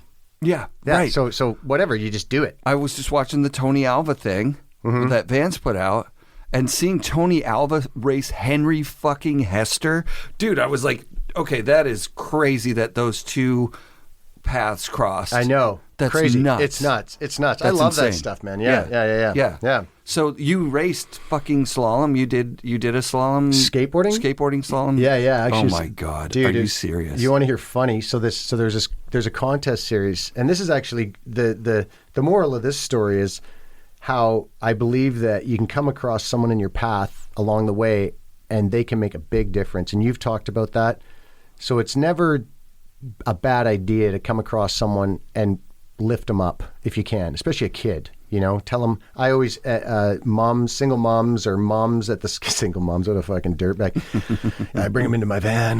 No, it's single moms or moms. I think single mom because my mom was a single mom, and I see moms at the skate park with their kid, and I go early in the morning so no one's around, and I will actually take a moment to talk to the parent and say, hey, this is a really good thing for your kid, and it's really cool you're bringing them here, or the kid. I'll just, like the other day I saw a kid on a scooter and he's doing grinds behind this gas station, and I was like, and he ground and he's got this little helmet on, and he's by himself, and he did one and he rolled away, and I was like, yeah, dude, that was sick, and he was just like pumped, and it can be the smallest thing that can make a big difference. So the slalom thing was this guy named Monty Little, who's had a huge impact in the Canadian skate scene. He created a contest. I remember this is kind of embarrassing, but it made a huge difference. I was there was expert, intermediate, and beginner. And he set up a slalom course, and it was like, go. And dude, so ghetto, like a stopwatch and like this tiny little course, but he did it. Like, it was enough. It didn't need to be perfect, right? And I won. I won intermediate class, and I was stoked. I was the only guy in intermediate. But so awesome. Even that made a difference. He was like, dude, nice work, nice time. it made a difference. I'm like, I'm good at something, you know what I mean? And I remember just like it building this thing in front of me, like, oh, that guy saw me for a second, you know, and he acknowledged me. And I was a pretty hurting kid at that point. I was probably 12 or 13 or something like that. And I'm like, oh, there's something here. I'm actually good at something, and it's not conventional. So that was like, I remember that, and I always think if there's ever a time that I can contribute in any way to especially someone who's skateboarding or snowboarding and what it's given me, and just encourage it a bit and explain why. Like, I understand the psychology behind why now. There's so many things that happen with like learning one step at a time and things not being hard or things not being easy. And then when you fall, it hurts, but then you get back up. Like, all that stuff's really important to learn in life. Like, skateboarding and surfing are the best metaphor for life. Like, you don't get it for nothing. You got to work at it. And then when you get good and you keep doing it, and one day it's easy. And it's like, that's kind of the way I see life, or it gets easier. So, yeah, I don't know. That's waves comes in waves. That's true. Oh, yeah. As true as it can be. Oh, no, if you're a sick fuck like me who just has to think they need to learn everything about myself and everybody else, like this neuroses I live in, you just basically, never enough, give me more. And then I need to learn that. And then, it's like, okay, just learn this. Okay, now go do that. And it's like, God. Yeah, so I'm trying to work on that. Right. I met Monty Little at the shop, actually. He came in, introduced himself as a guy. He had the blueprints for sealant, I think. He's like, oh, there they are right there. Oh, fuck, I've been looking at them just at the transition. Sean's got them right here in his, framed in his studio. Yeah, dude, it's like, so Peter Sullivan gave me this. And, hold on. And yeah, the wetsuits are in the way, so I'll drop that. But yeah, dude, there they are. It's beautiful. Yeah, there's the blueprints for sealant. It's incredible. Yeah, that's funny. He's got the blueprints for sealant. I'm like, actually, they're yellow and they're right in front of you, fucking moron. Look at how present you are. Oh, you're really taking in the studio. That's awesome, dude. Like, literally, he's staring at them and he's like, Monty Little's got the blueprints for sealant. Like, where are you right now, dude? Jesus. That's amazing. That's incredible. Yeah, it's sick. I'm for my own personal, like, the rammed earth house thing. Mm-hmm. I can't remember the first time I saw it. It's got to be 25 years ago, 20 years ago. The guy with the bottles and the fucking and the tires, and then you ram the fucking tires full of dirt, and the R factor is really high. Mm-hmm. But 20 years ago, you couldn't build them because there's no building code that includes this kind of building, right? Like, so it's really fucking hard to get a permit. He's like on the cutting edge. He actually he's done it all over the world, and he's worked with this guy in Salt Spring. And like, you can't do that shit unless you're passionate about it. You gotta really believe in it. Because what rammed earth is so basically, concrete's the worst shit in the world, because I don't know if a lot of people know about what it does, what it emits, and actually never cures. Do you know that? Like, concrete's always working. It's always keeps going. Whatever, it's doing something. Like, it's I'm not sure exactly, but it's always curing. It's always emitting. Always for the history of it. Apparently, it's like it's nasty shit. Yeah, it can be. Yeah. Except when it comes to building skate parks. But anyway, so my friend Tony. So what they do is and I think he built his own and designed his own slip form. To build this house, he tried 3 different methods to build it. He's got like a 20-foot wall, dude. It's insane. So what you do is you take a form, like a concrete form, and let's say it's 4 feet long.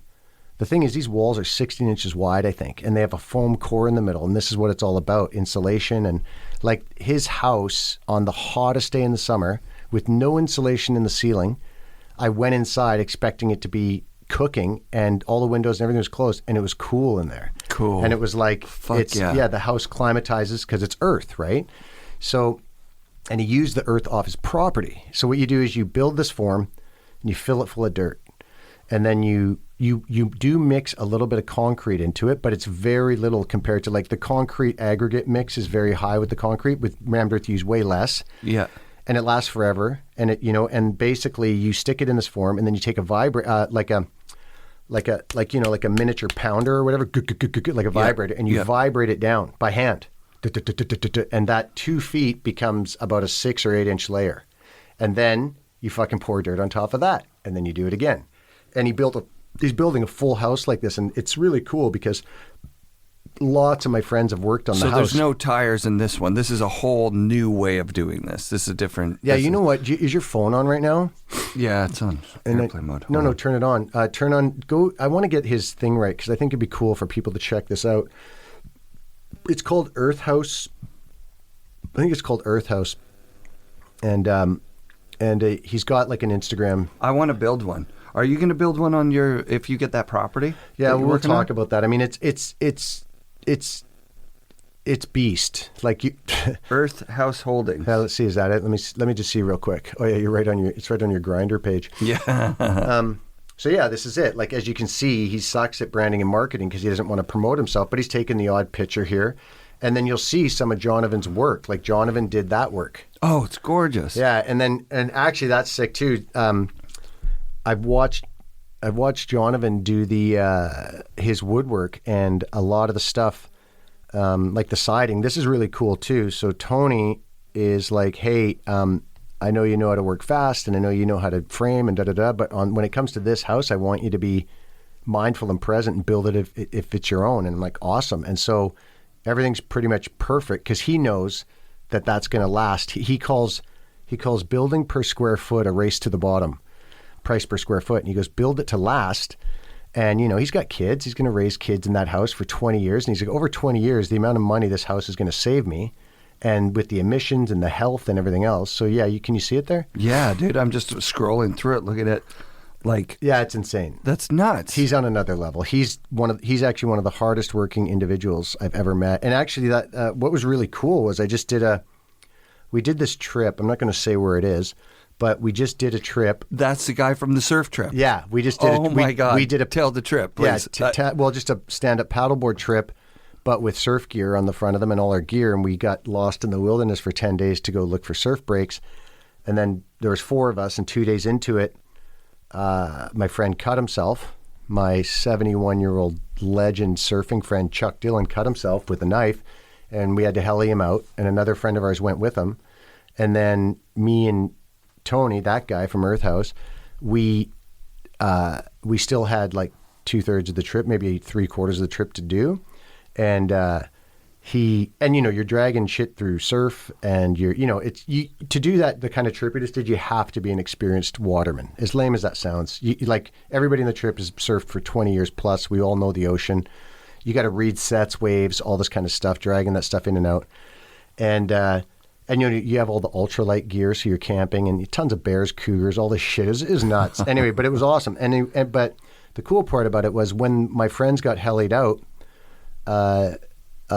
me and Tony we had their stand-up paddleboards, their 14-foot stand-up paddleboards, and their surfboards and their paddles. Oh, wow. And, we just said, don't worry about it. Like, we'll handle it. And we could have easily put it in a bush and just picked it up later with a boat or something like that. But me and Tony were like, well, let's just be smart about it, and let's just try. And if at any point this stuff puts us in danger, or hampers us, we'll leave it. But anyway, so we ended up finishing the rest of the trip with our friend's gear, a little bit scratched up, because I'll be honest, at the end of the day, when you're so fucking bagged and you get this extra board, like that thing that I cared about and wanted to bring back for my friend became the most bitter piece of shit. You're swearing at it and stuff. Yeah. But anyway, we ended up doing it. We ended up paddling their gear back all the way back, and it's a kind of trip where you get dropped off by a boat, a big boat, and then you get picked up by a boat because you're out in the middle of nowhere.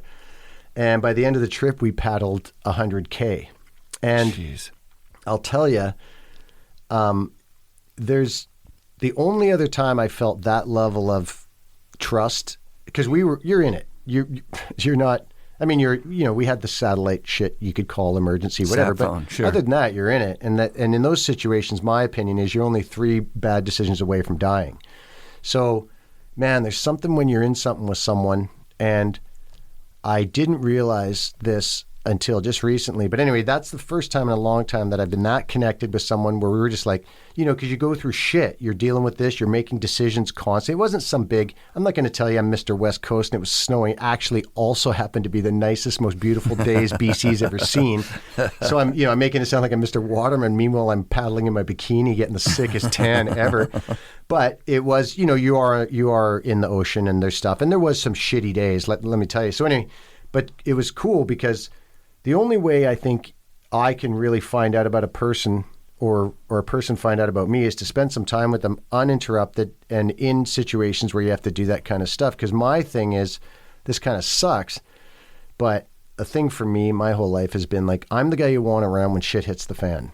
And other than that, I'm useless. But when the shit hits the fan, but the problem is we don't live in that world where shit's hitting the fan all the time. So when I put myself in a situation like that, it was sick. And it was the first time that I could say in years that I've worked with someone that it felt like working with JP. JP and I had that too. Both brains turned on. I mean, I've worked good with Devin lots, but there's something about just when you find someone who's just brains, what I've learned is I'm actually so hyper vigilant and aware that basically, it's like we operate at a very efficient level in hard to operate situations. So with this guy, it was just awesome. And then, and we just kept on making decisions and kept on doing things. And we paddled 100 kilometers, dude. And we paddled 23 nautical miles in one day. But like not like just beast mode, but just like, okay, we know what we're doing. Like we're going to go to there. And there's a couple times we set up camp that we could barely even set up camp. But it was also the most beautiful trip I've ever been on. And I think it kind of saved my soul. It kind of ripped me out of the whole technology world and all this shit. And I was just like, holy shit. Like I need to get back to this because it saved my life. I talked to you the day you got back or a couple days after you got back. And you're just, it was perfect. It was like you're a different person. Oh, yeah. Because you were ready. You were there at the ready for my little neuroses thing I was going through. Like every time we talk, really dude. Scared. Every time we talk. Yeah. And you were like that. I just had the best trip of my life. And then before we got to my stuff, I'm like, well, tell me about the fucking trip, obviously. And you told me, I think, maybe an abridged version of what you just said, even. Like maybe even a little quicker than that. Mm-hmm. And I could tell from watching you tell it, it's like, this is the lesson of life, is that these things are what we're meant to be doing. Mm-hmm. So every time we're sitting in front, it doesn't matter whether it's your phone, your TV, your computer, and you're watching a movie, or you're doing what we all do all the fucking time. Mm-hmm. That's completely unnatural. Yeah, well, I mean, I also, I mean, I'd be a little bit. There's something I don't agree with, and this is something that I've realized is, I used to a long time ago think people were people and humans are humans, and then now I'm very much of the mind that there's different kinds of humans and people want different things, and people are able to operate at different levels at different things. So I'm really shitty at certain things where other people excel, and I'm really good. And I seem to be really good at being in situations where shit could go wrong, and then you kind of have to figure it out. And that's where I think I'm the best. Well, that's what I was making snowboard movies. That's what you're dealing with all the time. Right. Like Devin cracking his fucking throat in the middle of nowhere. Exactly. So like if you hadn't been there, it would have been a very different situation. I believe so. And everybody has their different versions of all the stories, which is totally cool. But I believe that I actually, in that situation, was the one who was... actually, it's funny. Donovan asked me about that. He said out of all the stories he wanted to know what happened. And my story of that is different than what Devin and them tell about it, which is totally fine. But I actually believe that I was able to remove myself from the drama and actually keep things under control. And I don't think a lot of people even understood what I was doing.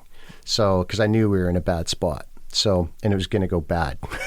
It was bad. Like I was cleaning the knife on my Leatherman. Chris Brown was not cleaning the knife on his Leatherman. I was cleaning the knife, and I was grabbing the pen, and I was ready to do it, and I was whinging.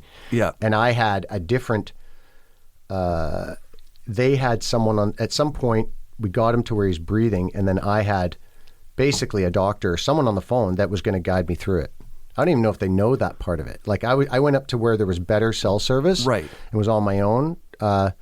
And yeah, there's something there, but I was talking to someone and they were like, "Okay, how do you feel about poking holes in skin?" I'm like, "Not that rad, but I'm going to do it." Right. And like, yeah, so there was like, that was there just in case. Holy tracheotomy. Shit. A fucking tracheotomy in the backcountry. On Devin Walsh. Oh my God. Oh, dude. And there was a whole nother story about that was just the worst, is that what made that story worse was Devin, he did it on his snowmobile. And it was the old school when they had the metal bars for the grab kit. And he did a jump.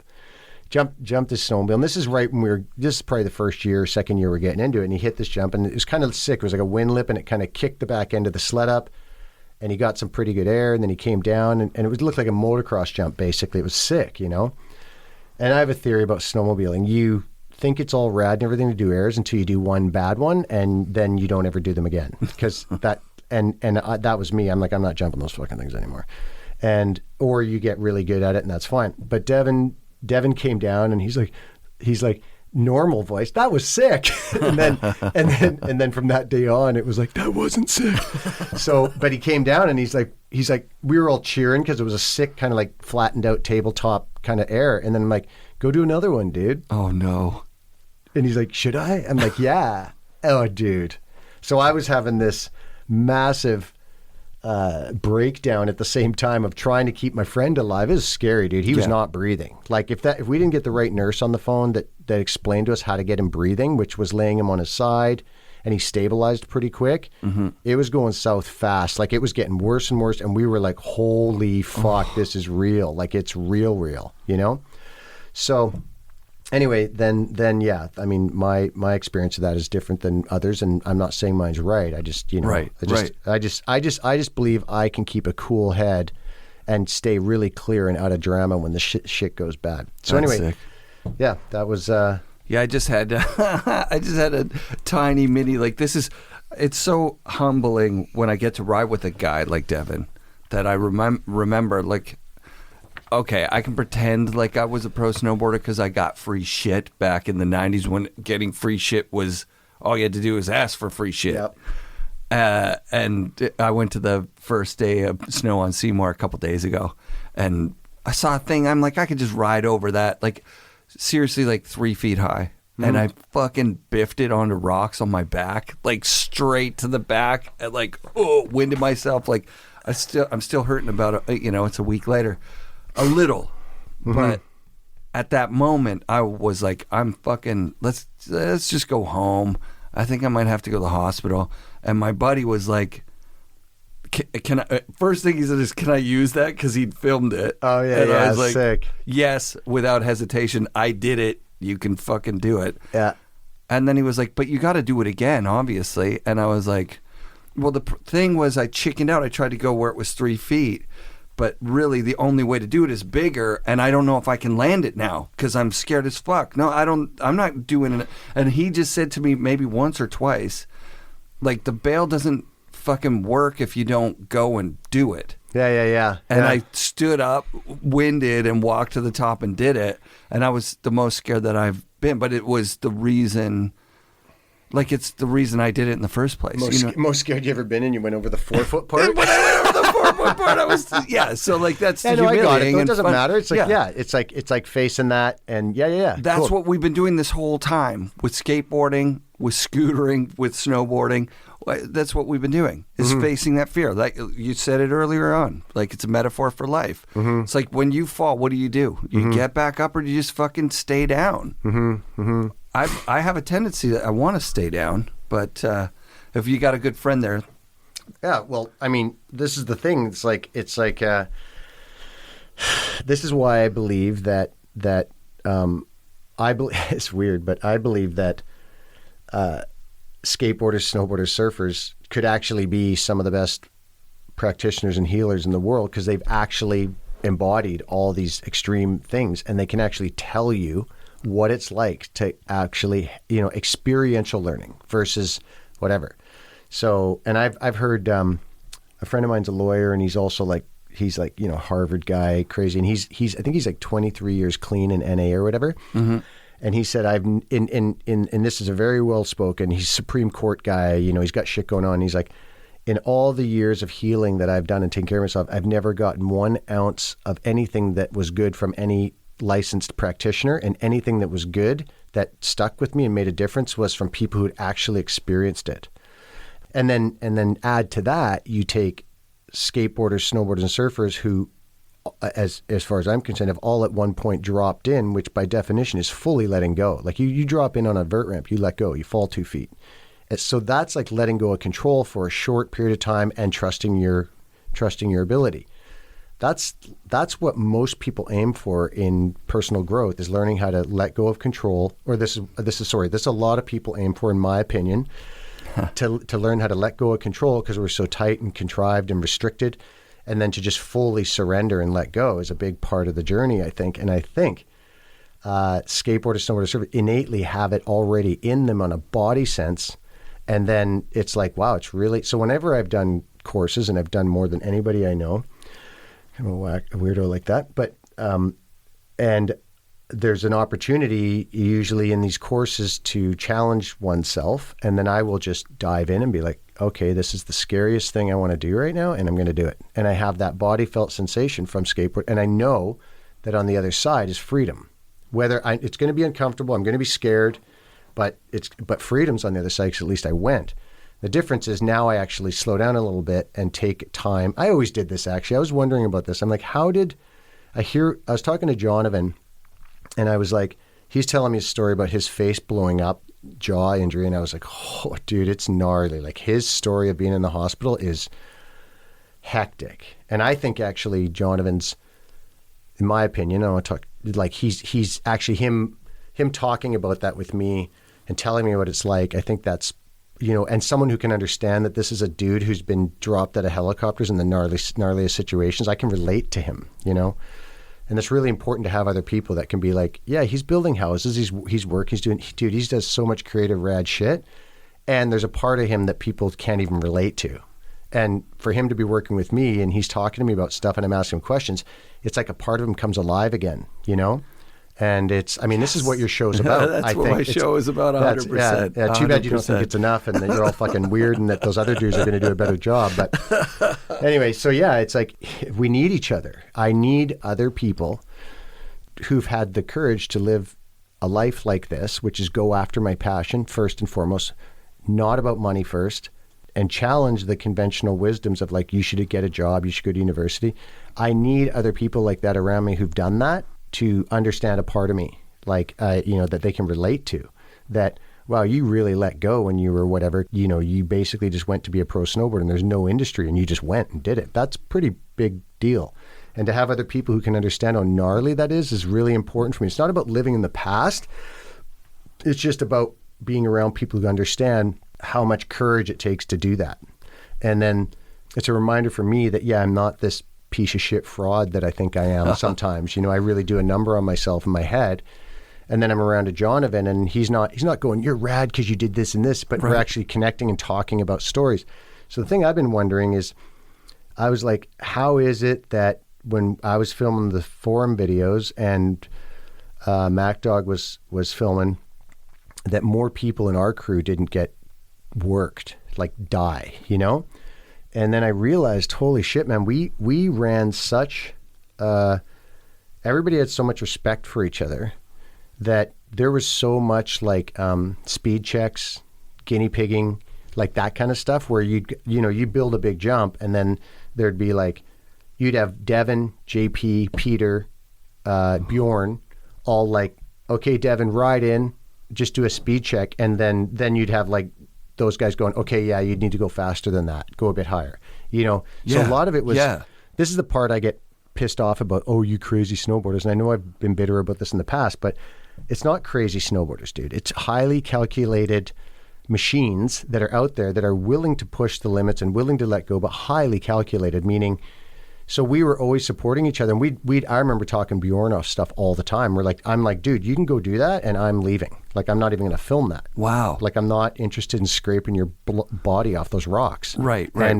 That's not even doable, and we'd reel people in, and I think we kept people alive, So I appreciate, unbelievable. Yeah, and I never really saw it like that, but then now I see it, and I'm like, holy shit, man! Like, I didn't keep people alive; they didn't keep themselves alive. We kept all each other safe as we could in the conditions that we were in. It's unfucking believable. Because I mean, how many days did I spend in helicopters and snowmobiles, dude? Years, years. Like I seriously spent more time ripping around the backcountry than anybody I know. You know, it's like, yeah. I love throughout that, in the beginning, you were catching yourself and saying, I feel, which is something that I think you just gave that to me the other day. It's a life changer. It's actually something I've been working on my whole life with anger. I have a lot of anger. I kind of know where it comes from. and they always tell you like give yourself a 10 count or whatever. But what the trick is to put a space between action reaction. When there's no space, you're out of control. You get in trouble. People hate your fucking actions. You hate your own actions. And the I think is better than 10 seconds. Oh, right? dude. If you're in an argument with someone, you say, I think what you're saying is this. Just that pause in between saying, you're a fucking asshole. Like, I think you're a fucking asshole. I think I was correcting myself because I was saying, you know how, and then I was like, something like that, right? And you did it also with the Johnson. You're like, I'm going to talk for Johnson's stories, and then you're like, no, I'm not. I'm going to say my experience. Catch myself. Right. So for me, this whole last week, I've been catching myself being like, I think.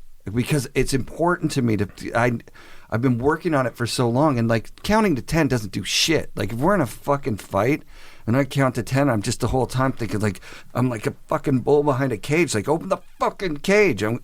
But when you say I think, you realize it's a signal to your own brain to be like, oh, I have a reality. You have a reality. Your reality is more real to you than mine is.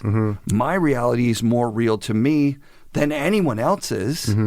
But nobody lives in my reality. You guys don't exist just in my reality. You have your fucking whole own thing. So like, thank you for that. That was a huge one. That was last week. Well, this is, let me jump in and tell you what. Please. So this is like, I get into this with people sometimes, but so I believe that it's been what I've learned is that the words that come out of my mouth, basically drip over me like cellularly. Like if I say, I'll never be healthy again, I believe I will start to act, my cells will be like, you're never going to be healthy again, you know? And so what happens for me, it's called, so the thing is autonomy. So basically, you're right. There's 7 billion different realities going on this planet right now. I say this on my website, and I believe that to be true. And that's a huge thing to realize, because then it's like, oh shit, I'm actually alone in my reality. So if I say things like, you know how people get mad, or you know when, or that's just the way it is, these things, what I'm doing is I'm actually putting my reality, it's called globalizing, around the globe. I'm like, everybody does this, okay? And that's okay. It's not a bad thing. Lots of people do it. I've done it lots. Like, you know how it is when people go and they show up and they do this and they just get drunk on Fridays. And I'm basically saying everybody does that. And one, that's not true. And two, it's actually a way for me not to take responsibility for my reality. And as soon as I start saying so I go, you know, I think that everybody just wants to go out and get wasted all the time. And I don't even know that to be true. And who the hell am I even talking about? Because everybody, who's that?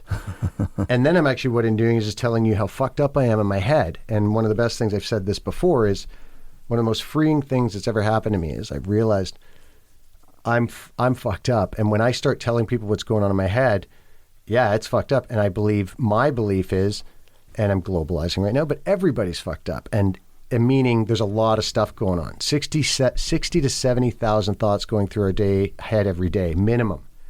A lot of those thoughts probably aren't the most nourishing, healthy, happy things. And then, but the cool part is I found people around me that I can tell what's going on inside of me. They don't react, and they can be like, man, that's fucked up. And that's not what's going on here. And I'll be like, okay, cool. I can remove that story. And the I language is the only way I've known how to do it, is when I take responsibility for the I is, this is my reality. Now, what's your reality? Versus, you know how it is, Eric, when you're in a podcast, you're always stressed out, this and that. You know what? I'm just dumping my shit on you, and I'm not actually even seeing you or curious about you. Right. It's easier to just stick in my own reality, because then I can control everything. And to actually realize there's other people's realities gets pretty scary. It's a control thing. Oh my God, of course it is. It's not a bad thing. It's just, and there's nothing wrong with control. It's just, when is it? So when my experience is when people are talking to me and they're saying, you know how it is, everybody should just be happy. Like, that's my favorite one. Everybody just wants to be happy. And I'm like, all the time. And I'm like, if I care about the person and I have the time and I give a shit, I'll actually say, hey, I'm just going to stop you there for a second, because actually my belief is I don't want to be happy all the time, and I'm actually okay with the other shit too. But if I'm not really in that engaged and everything, I'll just let it ride and bug me, whatever. You know, I believe most people do it, and I believe I still do it. You know? Oh yeah. Yeah. It's so much better when you're able to catch yourself. I've got a few things that I read when I'm like, because there's patterns I get into where reading a fucking, 15 minutes of reading flips a switch in my brain, and I'm a different person for another couple of months. And then I find that now I'm trying to explain it again, and I forget I got to fucking read it again. Mm-hmm. And then you just gave me a shorthand that I could see. I'm reading this book called, what's the book called? Self-Hate and Compassion. Yeah. Not the best title for a book, because you're going to scare a lot of people off with the self-hate thing. Mm-hmm. And I know the catchphrase right now is trauma, and you could kind of you could be like trauma and compassion. You know what I mean? If you wanted to, but the book is powerful because it's telling about how people hate themselves and how this doctor analyzes their hate and kind of turns it around, and you're going, I have a little bit of that. Oh, I don't have any of that. Oh, that's interesting. Like but what's really interesting, sorry to cut you up, but I just want to dive in. Please. And the reason that book is worth reading is because, in my opinion, that doctor had it happen to him. Yes. World famous psychiatrist, known all over the world. Yeah. Author, and then he falls into a deep depression. Head of the American Psychiatric Society. And then finds, and then all of a sudden he's depressed. So he's depressed in San Francisco, and he's like, I'm the biggest fraud on the face of the earth because I'm treating people for depression, and here I am. Yeah. And then he uncovered this call it the inner critic, this negative self-talk. That's good. And then the cool part about it is that he actually realized you have to go into it and understand it before you can get out of it. I'm at a point where he is basically repainting the word depression to be like, this is what you're going for. You want the depression because it means you're fucking ready to move on this thing that you have been just running along with, killing yourself. Literally stories of people who think themselves into a full body rash of weeping wounds. Yeah, dude. That's fucking crazy. I agree. It's actually, so my belief is that the most suffering that I can have on this planet over, a dog death or a family death or anything is being unaware of that process running inside of me and how hard I can be on myself. And I believe that is the most, if I was to bank everything on what I'm doing these days, becoming aware that that's a natural thing, that my belief is that we get brought up and we become humans, and then we get brought up and we should be the best this, we should be the best that. And the problem is, who's saying the should? Nobody. Or there's all these pressures, but actually the self-compassion is self-love, whatever you want to call it, self-love is, and this is why it's so courageous to love yourself. It's crazy. Like, I even had such a crazy negative association to the word love and love myself. And it's like, it's so crazy because you have to, my belief is I have to go into that part of me and be like, okay, this is a part of me. It's driven me. It's done a lot of good for me. When I was making those movies, I was a self-hating machine, meaning that's what was pushing me, and I got a lot out of it. And I still wanted around, just not really good at driving the show at this point in my life all the time, Yeah. So yeah. And like I said, that my lawyer friend, my friend Jerry said, he said, nothing I ever learned was from anybody who didn't have the experience. And so that's a very powerful book. And it's funny, it's out of print. And I think it's one of the most important books a person could read. Isn't that incredible? One of the things I'd love to talk to here, because this is kind of airy-fairy and nobody touches this fucking topic, is that there's these coincidences out there that happen that this, it's so fucked up. I call you because I'm fucking hurting, right? Like, I'm hurting, and I really did need you to do the podcast. I just couldn't think of anyone else that I'd want more to kick open the season with, like past guests that's got, such a huge following, and we talk about real things. It's fucking awesome. And just coincidentally, I tell you the story about self-hate because I've had admitted to one of my other friends, hey, I got some sort of weird aversion to love, which you experience firsthand when you're like giving me a genuine hug goodbye. And I'm like, ugh. Like I get weird. I whinged. I totally whinged on it. And then I called you back. I said, I'm sorry, that's my thing. Yeah. A year later, I'm talking with him. And he says, hey, I thought about you on this Zoom call. It's 160 people on this Zoom call. And as the leader signs off, she says, thank you so much. This has been a wonderful weekend. I love you all. And my buddy thought of me and my inability to accept love because he was thinking, wow, that lady loves 158 people she's never met before. That's really nice. He completely left himself out of it. He was like, how nice that must be for her and for all of them, you know, for her to be able to give that love and for them to accept unconditionally this wonderful love this wonderful woman has for everyone. And then he's like, but not me. And then he's like, dude, and he told me that story. And then I went home and said to my wife, wow, my self-hate is like deeper than I thought. Mm-hmm. And I saw our relationship through this lens of like, oh, I only allow a little bit of her love in at a time. Mm-hmm. And it makes her fucking crazy because she's got all this love to give to me. She really does love me. Mm-hmm. And I'm just over here going, well, no, you don't. You fucking suck at love. So she's getting neurotic around what the fuck. Like, why is it never enough for you? And we had a great conversation about like, hey, when I first met you, she said, I could see you're a bottomless pit. So there's no point in trying to love you with everything I got. I love that I love that you're trying to call this a snowboard podcast. And So I call you and I tell you that because I'm really literally hurting about the snowboard podcast thing. Yeah. And you go read this fucking book. You're like, that's funny. Read this book. Mm-hmm. And you know, right away had the exact fucking thing that I need. So what I'm talking about is then last night she says, you know, if you really want to love me in the way that I need, do something about your sinuses. And without me telling you that, you randomly say, hey, you know what a neti pot is? I'm like, yeah. And then you show me, what's it called? The thing that you showed me? Nutririnse or whatever. So I'm going to get the Nutririnse today.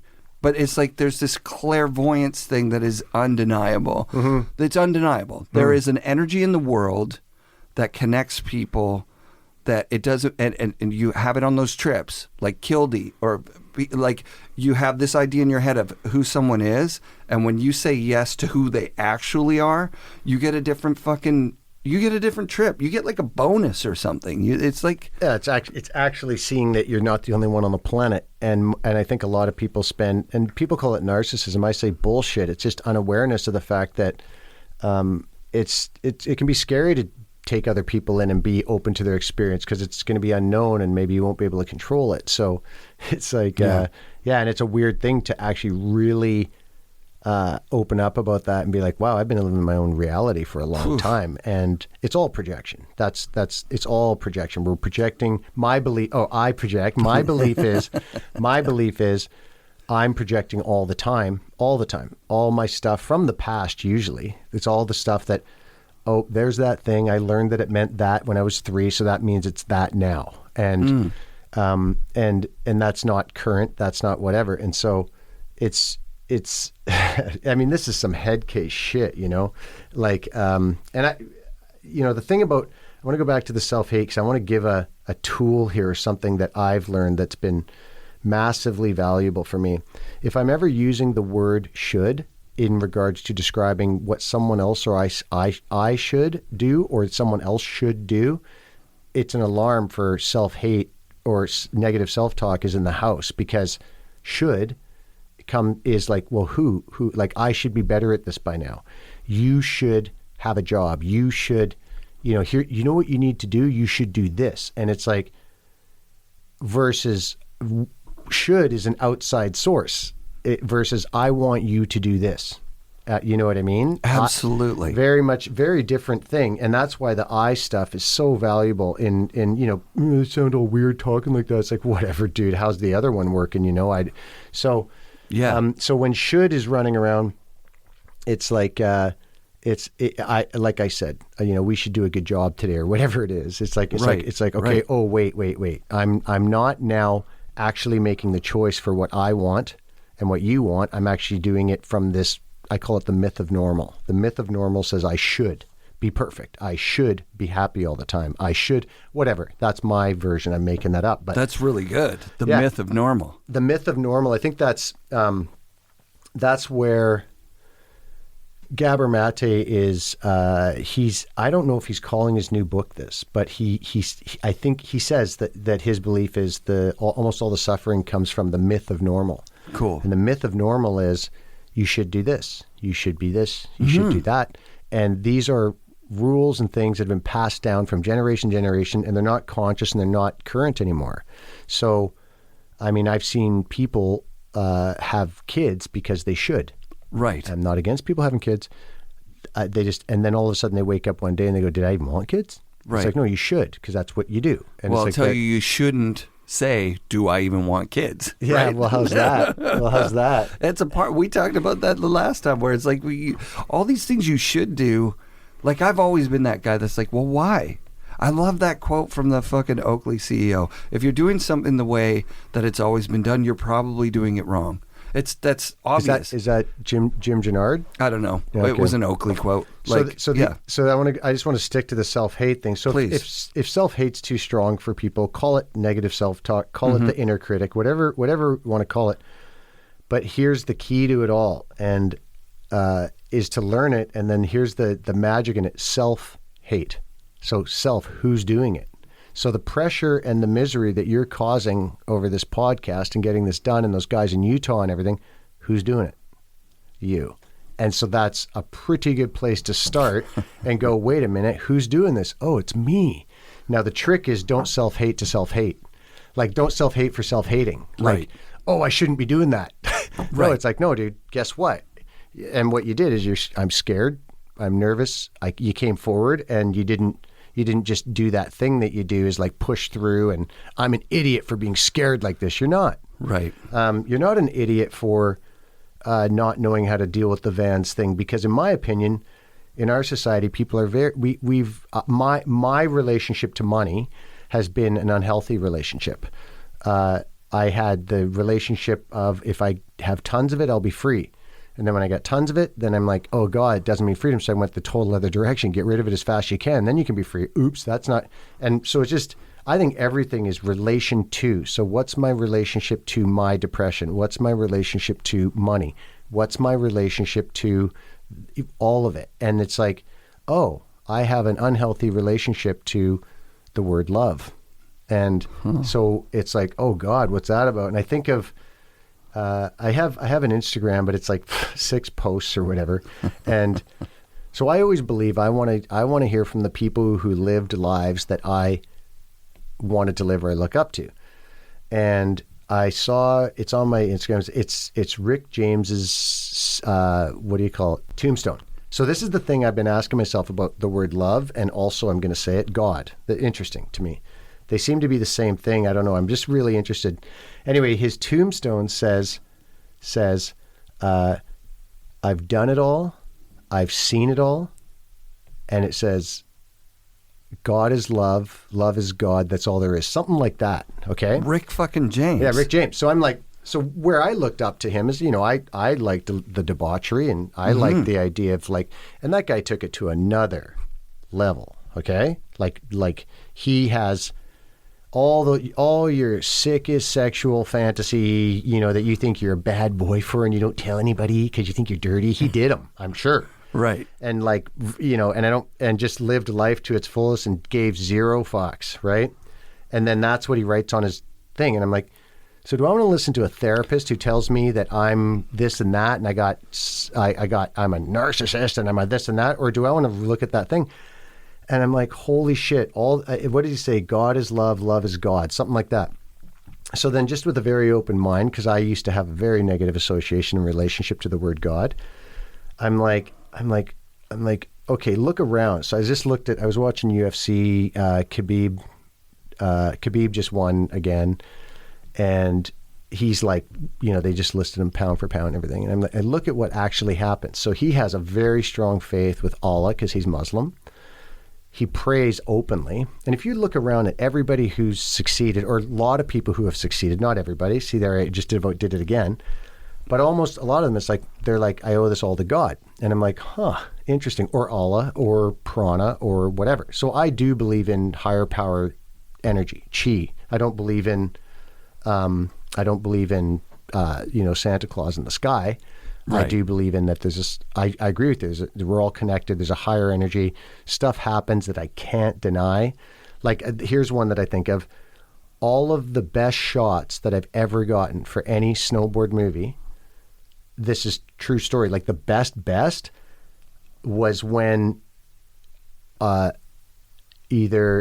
everything was stacked against us and it was not meant to happen. And it was like, okay, but let's just keep going and try it and we'll just get something done.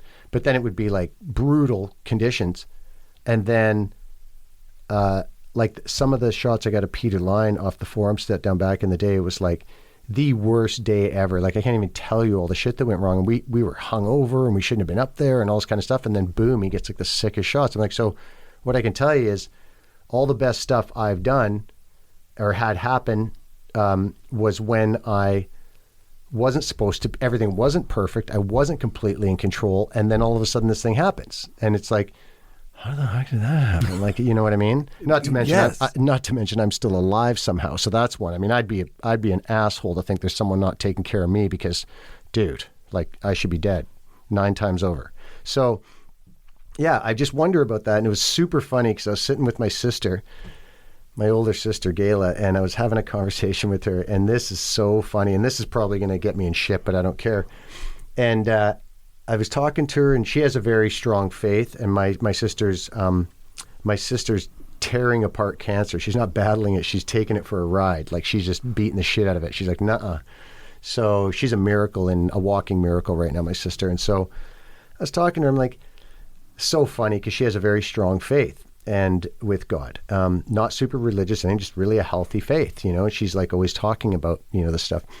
And oh man, it's funny. The other day we're sitting there and I'm thinking about my life, and I'm like, I've taken everything, fully committed to the next level. And I was telling her, I'm like, yeah, like I've done every drug ad nauseum, drugs, alcohol. And then I'm like, women. And she just looked at me, she's all, women? And I'm like, oh my God, I still got some work to do. Cause I'm like, talk about objectification, right? Like, yeah, cocaine, beer, women. It's like, fuck. I've done so much work on myself, and that came out of my mouth. And luckily for me, I have a sense of humor, and I laughed at myself and went, well, apparently I got some work to do, you know? And we've been laughing about it ever since. She's like, how's that working out for you? And I'm like, all right, I still got some work to do, whatever. It's like, yeah. Anyway, but then I was like, what if I actually fully committed for amount of time to this idea of love for myself, and not the cuddly kind of blah, blah, but like actually really love, because I don't believe you can love yourself unless you love all the parts of you, which is the dark shit too. And what if I committed to this thing called God, or, you know, and really like, you know, and just looked around and just like, okay, take all the bullshit out of it. What do you see? I see people who, how I want to live my life, have some kind of strong faith. And I've always had some kind of strong faith, but never had a practice around it. So I'm just thinking about that these days. And I thought about how embarrassed I'd even be to say that. Like, because I've got this negative association to, you know, religious people trying to ram it down your throat. That's not what I'm talking about. I'm talking about letting go of control and having some faith, do my best, and then let go, you know? That seems to be the key every time that topic comes up, is as soon as you're ramming it down someone's throat. And can we just say, like, as soon as you're telling someone else that this is what you should do, like, it's fucking crazy when someone comes to your house that was uninvited, they knock on your door and they say, like, can I sit and read you the Bible for a bit? And you're like, fuck no. Yeah. But it is, we're so embarrassed to say what you just said. Who is? I've been wrestling with, because I want to have Nicholas Mueller on the show. Oh yeah, are we going to talk about this? I think so. Sure. Because it's not talk. You can't talk about it. That's the thing, is that talking about it, people think that I want to platform him, right? Oh, sorry, people think. I think people will feel that I'm giving my platform to someone who is trying to ram their shit down their throat. which is eating fucking babies and lizard skin and people. So what I think you're referring to is conspiracy theorist stuff, like the Queen's eating babies and stuff? Very, all the way there. So I called Kevin Young, and he's given me his permission. We're going to have a call about it and talk about it and about his beliefs. But the thing he keeps saying to me, because the first thing I did was send him videos being like, dude, debunking his videos or whatever, saying, listen to this. And he politely wrote back, I'm not trying to change your mind on it. Mm-hmm. Could you maybe stop trying to change my mind on it? It's like a religion. It's like you believe it like... Who does? People appear to get really fucking bent out of shape on this conspiracy theory thing in a similar way. That's what it looks like to me. And that was why I called Kevin Young. I was like, dude, you were into this 10 years ago. How do I talk to Nico and then have him just speak about snowboarding and maybe apologize for being a little insensitive? Like if I had, Dave Downing and Shannon Downing are very religious. So is Jim Rippey. Shannon and Dave didn't talk about it on the show. Jim did, and I thought, like, do I put Rippey it might in there? Be right. So right. I said, okay, well, do I put the Rippey thing in? And I did, and then I kind of felt self-conscious about it a little bit because I'm like, well, I don't want it to come across as me making fun of him because I don't fucking do that religion anymore, and I was brought up in it, and I think it's kind of. There's a bit of bullshit in there that is Santa Claus stuff, right? Knowing the flood or whatever it was that I've got my own fucking issues with. But when I was talking with Jamie Lynn about putting the Rippey thing in, he said, did he tell the story? That story he always tells about God and the fucking... But he said it in like a nice way. Like that's the cool thing that happened to Jim Rippey. He was trying to film that backflip on the snowboard and then God shone a light on him. That's his experience. It's his lived experience. So hold on. My thing is, so here's one, and you're going to have to practice some self-compassion here. Yes. In my opinion, if Jim Rippey's telling his thing and he's trying to ram it down your throat or ram it down people's throat, it's my opinion at that point, if you're opposed to that you're trying to ram your beliefs down his throat. Exactly. You're doing the same exact 100%. thing. Like, and what I've learned is like, whatever the other person's doing, they're doing. And if I have a problem with it, that's my problem. And if I stay on my course, and like I said, with people I care about, I'll say, hey, dude, that's not. I want to, I want to hang out with you, and I'm, don't believe your necessarily beliefs around that stuff. So let's talk about that, whatever. Or let's not talk about it. That's something that you can do too, right? Like people bring up Trump all the time. I go, fuck, we're not going to have Trump on the show. It's just not something I want to talk about. We could talk. If that's all you want to talk to me about, let's turn off the mics and you tell me your opinions on Trump. That's fine.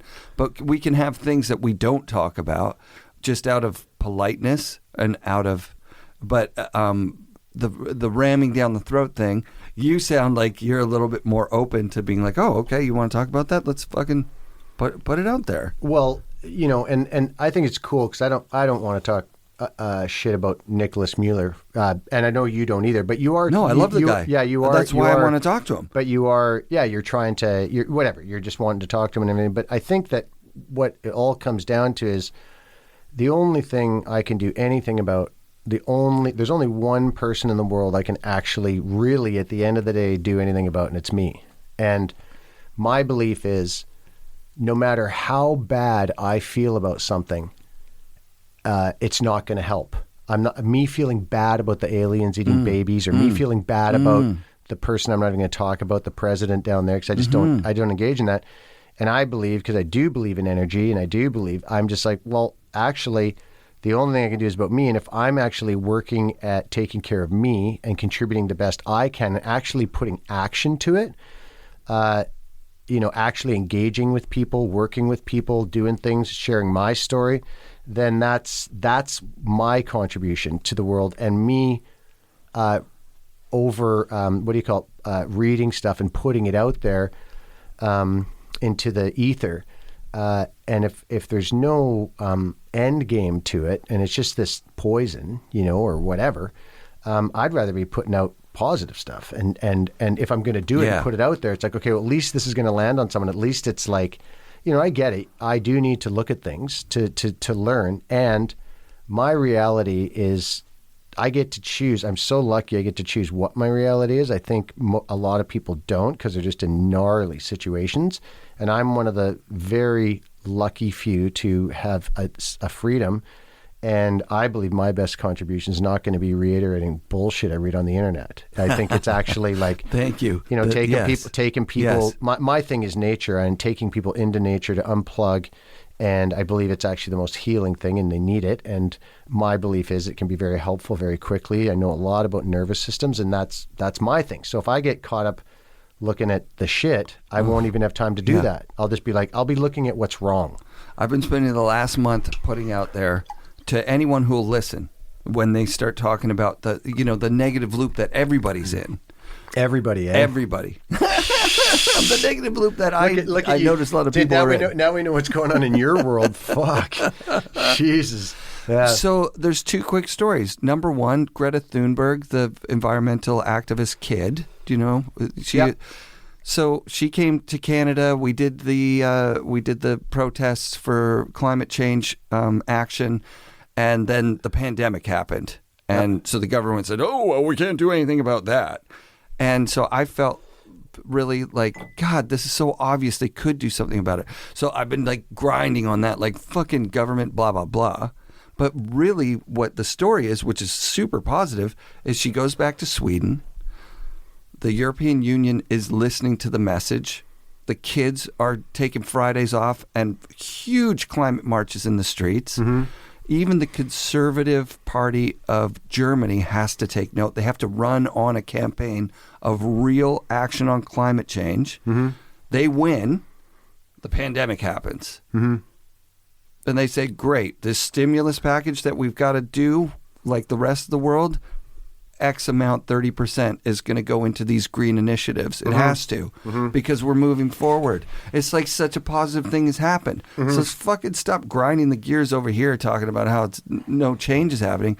It's going on in Europe, and it's fucking going on in a huge way. Second quick one is a YouTuber. Now, this is my kids' generation, so it's like fucking kids now watch all sorts of, podcasts. And this one YouTuber, Mr. Beast, who they're basically, I would call him the Bam Margera of this era. He's putting on challenges for his friends. Like they put a revolving door in the middle of a field, and whoever could go around the longest in it wins $20,000. Okay, like that's where they're at. It's like Jackass, but nice. And so they got people. They got people contributing, and they're following, and they're like they have money so they can do this shit. Totally. Okay, cool. So then he's getting followers. Right now he has 44 million. And at the time that he went to 20 million, he said, what should I do to celebrate 20 million followers? And somebody said, you should plant 20 million trees and save the planet. And so that catches fire. And he goes to an environmental group that, the best thing that these guys have done in 20 years, raised $3 million and planted 3 million trees and took 3 years or whatever the hell it was. And in 55 days, they raised $20 million. And they planted 20 million trees. Sick, dude. Like, that's how fucking awesome is that? Yeah. That's the kind of shit we need to be talking about. I want to put it on the podcast so people look, tell everybody that you know when they start talking about shit that sucks so fucking bad. Yeah, well, YouTube kids are fucking raising $20 million, 55 days, the biggest environmental initiative that's ever happened in the world. Sick. And Europe is going green. Like, you have to be on a green platform to win in the major countries, Sweden, France, and Germany. That's a fucking big deal. Like, things are turning around. And if we're going to just be like head in the sand, being so grumpy about whatever shit is happening, in the country below us, it's just, we're wasting energy. I choose to not pay attention to this is funny, but I get my news updates from South Park, and I really do believe in what, learn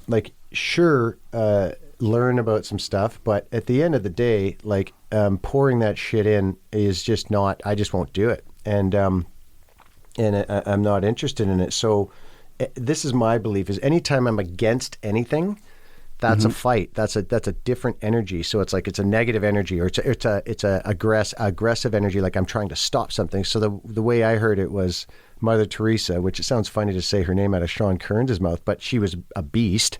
Yeah. And she said they asked her to march against the wars. I think it was, I don't know when she was around, but Vietnam or something like that.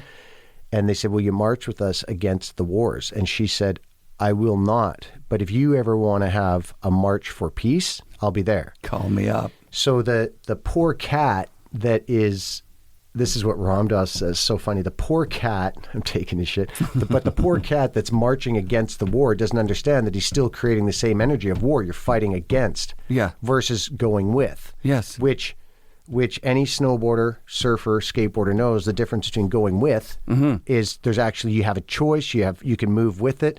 So if I think the Queen's eating babies and everybody's a pedophile and all this kind of stuff, and I actually believe that's going on, my response to that would be, okay, well, how can I contribute in a way that would help people? Maybe I don't know. I do something, but it would be positive. I call it hustling forwards versus hustling backwards, and. That conspiracy stuff, I'm hearing it across the board. Like, and I'm not. This part's got me a little bit. I'm like tripping out on this. I'm not talking about like losers, like Lars Mueller. No, what's his name? Nicholas Mueller. Nico. Yeah, I mean, he came in at the time that I don't. He's not a loser at all, dude. Yeah, no. So no. And so he's smart guy, Kevin Young, smart guy. He's fucking amazing. So the thing that I've been hearing about is there's this pattern starting to show up, because I talk with a lot of people, and I know a lot of people in the healing world and work with all kinds of people in the psychedelic world and all that stuff. And a thing that's emerging is this conspiracy stuff. But the part that's shocking to me is it's with highly, highly intelligent people. So the first part of me is like, well, they're fucked. And then I go, wait a minute, they're highly intelligent. So what's, something's going on. So I just stay curious about it, but I just don't believe at the end of the day, me pouring that shit into my head and not being able to have and do anything about it. And maybe for them, that is doing something about it, bringing awareness. But for me, it's just, I can't, I have a choice and I'm not doing it. And I'm going to be better off doing what I want to do. My way of contributing is actually making connection with people and bringing the awareness to what's good, what we do have, and what we can do with it. And that's my thing. I ain't perfect, man. Don't get me wrong. I talk some serious shit about computers and stuff like that. Like I still got stuck about that. I was against phones and all that stuff for so long, and so I had to check myself on that. And it's been so whatever. I'm not perfect. And I did 10 days in Mexico with no phone by accident. I left it in the car at the Seattle airport. And I didn't have time to go back. And believe me, if I did, I would have fucking gone back. Like, I wanted that phone. And by the time I came back, I didn't want it back, man. I did not want it back. Yeah. And then as soon as it comes back, I was right back in the same old. And it's been, since then till now, I've been in the loop, knowing full well that what I need for myself is time away from it. I was saying it to my son. I always bring up my son in these things. My daughter, too. I left the house the other day. I said, hey, you're going to be home by yourself today doing your online school thing. Could you take an hour and then I was like, no, 2 hours off your phone today. And what did they say? And then he was like, yeah, sure, Dad. I always do anyways. And then I was like, when did it go from you can have an hour or two on your phone to fucking please take 2 off? Well, and this is something that, and everybody's different. I think it affects different generations. Like the new generation, I think get affected. Like I came from a time that there was no handheld computers in our pockets, and I came from a time when actually being present and whatever was to the 4 people around you, not the 7 billion that you can see, So it's just different. And for me, I think when I came from that place, it's different for me to deal with one of those things than someone else. And I don't know, but like another tip that I say to people, because a lot of people, I hear a lot of people talk about anxiety. And one of the things I say is, I'm not making your phone battery, just turn your notifications off and see what happens. And it's unbelievable what happens with people, because I think a lot of people don't realize that they're in reaction to this thing. And being present is brutal when your thing's chirping and chooping all day long, and you turn your you turn your notifications off, and then you're actually in control. You have to go in and look at the different apps to check your mail, to check everything. Some people, I tell them that they have a heart attack. I'm like, turn your notifications off. What do you mean? I'm like, oh, you're constantly in reaction to your phone, and that you're scared of not, being in reaction. Anyway, I don't want to talk about that. So are we supposed to talk about snowboarding, dude? They're like, did we get some snowboarding in there? Did we? We did, right? You get some killer fucking stories. Yeah. About what? Do you want to take a break right Jonathan now? I do. I Moore. want to piss. Can we? This is wrapped up right here, and if we come back to it, it's another one. I fucking love you, dude. Thank you for doing this. Honestly, I'm there. I'm 100% there. Yeah. Like I know what I was afraid of, and it's practice. It's like I wasn't practicing, so I should be afraid. You need to prepare before you go on stage. You need to prepare before you do this. And this is like the ultimate preparation. It's easy for me because I trust that everything that comes out of your mouth is going to be fucking golden. Well, hold on. Don't turn that off yet, because I just want to say this to you, and this is why I think we need other people, I need other people, because my story in my head can go so gnarly on myself, and then I need people close to me to be like, hey, dude, that's not true for me. So what I'll tell you is, my opinion of you is you're the real deal. You did this. You did this podcast. You didn't know what the fuck you're doing. You just went and did it. And you did it from your heart, and you basically are like, I'm not going to make money in this, but I want to hear these stories. This is important. So my you're the real deal, and I also believe it's really normal for you to be anxious and scared, because actually I think you care a lot. And so I just hope that, that's coming from me, dude. I'm gnarly. Like, I will tell you, I would not be sitting here with you, and you're bumbling through. You're not perfect, and I'm glad you're not. And yeah, dude, this is it. You're willing to get uncomfortable. You're willing to come over here. You're willing to, and you're doing something. And you're not perfect. I'm not perfect, but at least you're doing it, and you're willing to get uncomfortable and model to other people that you're willing to get uncomfortable and not be perfect. It's huge, And you weren't a podcast guy. You're a fucking mailman, like a retail dude. And the fact that later on in your life you decided to take the jump that you never took before, which is like, I'm going to fully commit to something and do something. And then you vulnerably put yourself out to people to ask for interviews. Like, dude, that's beast. Thanks, and you are the real deal. So you don't get to challenge that, and have faith in that, and give yourself a break about the money and sponsorship stuff too, because that's when the real deal can get a bit confused when you're dealing with money. It happened for me. I'm like, I'm in this stuff for the snowboarding. I'm in this stuff for the skateboarding, and this money thing now is in, and it's a totally different thing. And so give yourself a bit of a break. That's very natural that would add heat, and be like, even saying, I get uncomfortable talking about money, or I put so much pressure on myself if you give me money. And it's really, that's all it is. And then it's like, but just saying that and being honest about it is the best. That's real deal shit, versus acting like you're this big businessman and you know how to handle, you're going to manhandle vans. That's for me. I'll do that. But yeah, so yeah, just give yourself a break. Dude, you're the real deal, and you've done it, and it's legit. And dude, you put a ton of time into this, and you have a love for this, and just remember that. Yeah, it wasn't what I was fishing for, but I like what I caught. Yeah. That was fucking sick, dude. Thank you very much. Yeah, dude. And thank you for doing the show. And I'm not diminishing how fucking wonderful that was and how much that fucking filled my heart. That's incredible. So when I just said that to you, I saw your eyes water up. Is that correct? Yes. Were you getting a little bit emotional? Yeah, man. Cool, dude.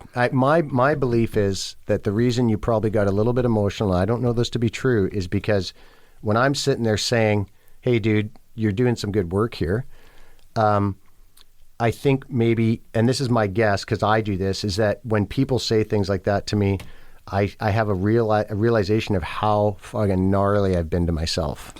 And so you're just like, oh God, I've been kicking the shit out of myself, and I just got pulled out. And this is why I believe I need other people to pull me out of my story, because my story is, if it's running the show, its theme is never enough. You're never enough, Sean. You could never do a good enough job. Never enough. And then other people are like, dude, you're beast. You've done a lot. Like, chill out. I'm like, okay, God. And then I'll get sad after, because I realize how badly I've been beating on myself. So I think that's a safe assumption. I feel like that was right. Yeah, I was kind of confused in it a little bit. Made me think of the nicest thing anyone's ever said to me happened this year. Ken Achenbach wrote me a text that said, the thing that's good about your show is that you look up to all of us, not ever knowing that you actually were one of us the whole time. Yeah. I was like, I can get choked up thinking about that too. It's like, me too, dude. Because I'm not that. Yeah. You know what I mean? Like, I've never been that. Yeah. I just negated it, but I know, like, I trust you. I trust Ken. It's like, if you guys say it, that is what it is. Yeah, I mean, I could go on and on about that, but dude, you know what I heard is you're taking it in and you're believing it, and that's what I said. You're like, Sean Kearns would not tell me this shit. No. I would have invited you over if you were a fraud just to tear you up, maybe. Fuck yeah. I'm working on that. But anyway, but no, I'm telling you, dude, like I see that you're putting your heart on your sleeve and you don't know what the fuck you're doing half the time, and you're still willing. This is what I respect, is when it's not the people that everything comes easy to that I respect. Like, I see this a lot in the healing or therapeutic world. It's the ones that fucking struggle to even connect with people, but they're still putting themselves forward. I'm like, dude, that is, they don't have charisma. Yeah. They don't have, and they're still doing it. And it's like, holy shit, man, I'm a pussy. I've been gifted with the words and the charisma and whatever. Like ability to speak to a crowd. Yeah, right. my surface level stuff is, I can be, it's pretty easy for me to walk in. It's nervous for me, but it can be. And then other people have a really hard time and they keep going, and you've done that. So like, dude, just, it's going to, whatever. Maybe one day you'll actually love yourself. FNRad shout-outs and big love to Sean Kearns. Thanks to all the listeners who supported the raffle. Make sure if you're owed a sticker or a raffle prize and it hasn't showed up yet, hit me up at fnradpodcast@hotmail.com. This part of the show is open to all past guests to advertise for free, so you're going to hear about Ken Achenbach's real estate deal, Sam and Our Mitts, the Plug Podcast, the Side Channel Kickstarter. You know what? Look that one up right now. Dano and John Roth have started an amazing mid-layer fleece company that's eventually going to be so much more. Side Channel on Kickstarter. Do it. And be sure to come back next week for another episode of the FNRad Snowboard Podcast, presented by Vans and brought to you by SIA Productions.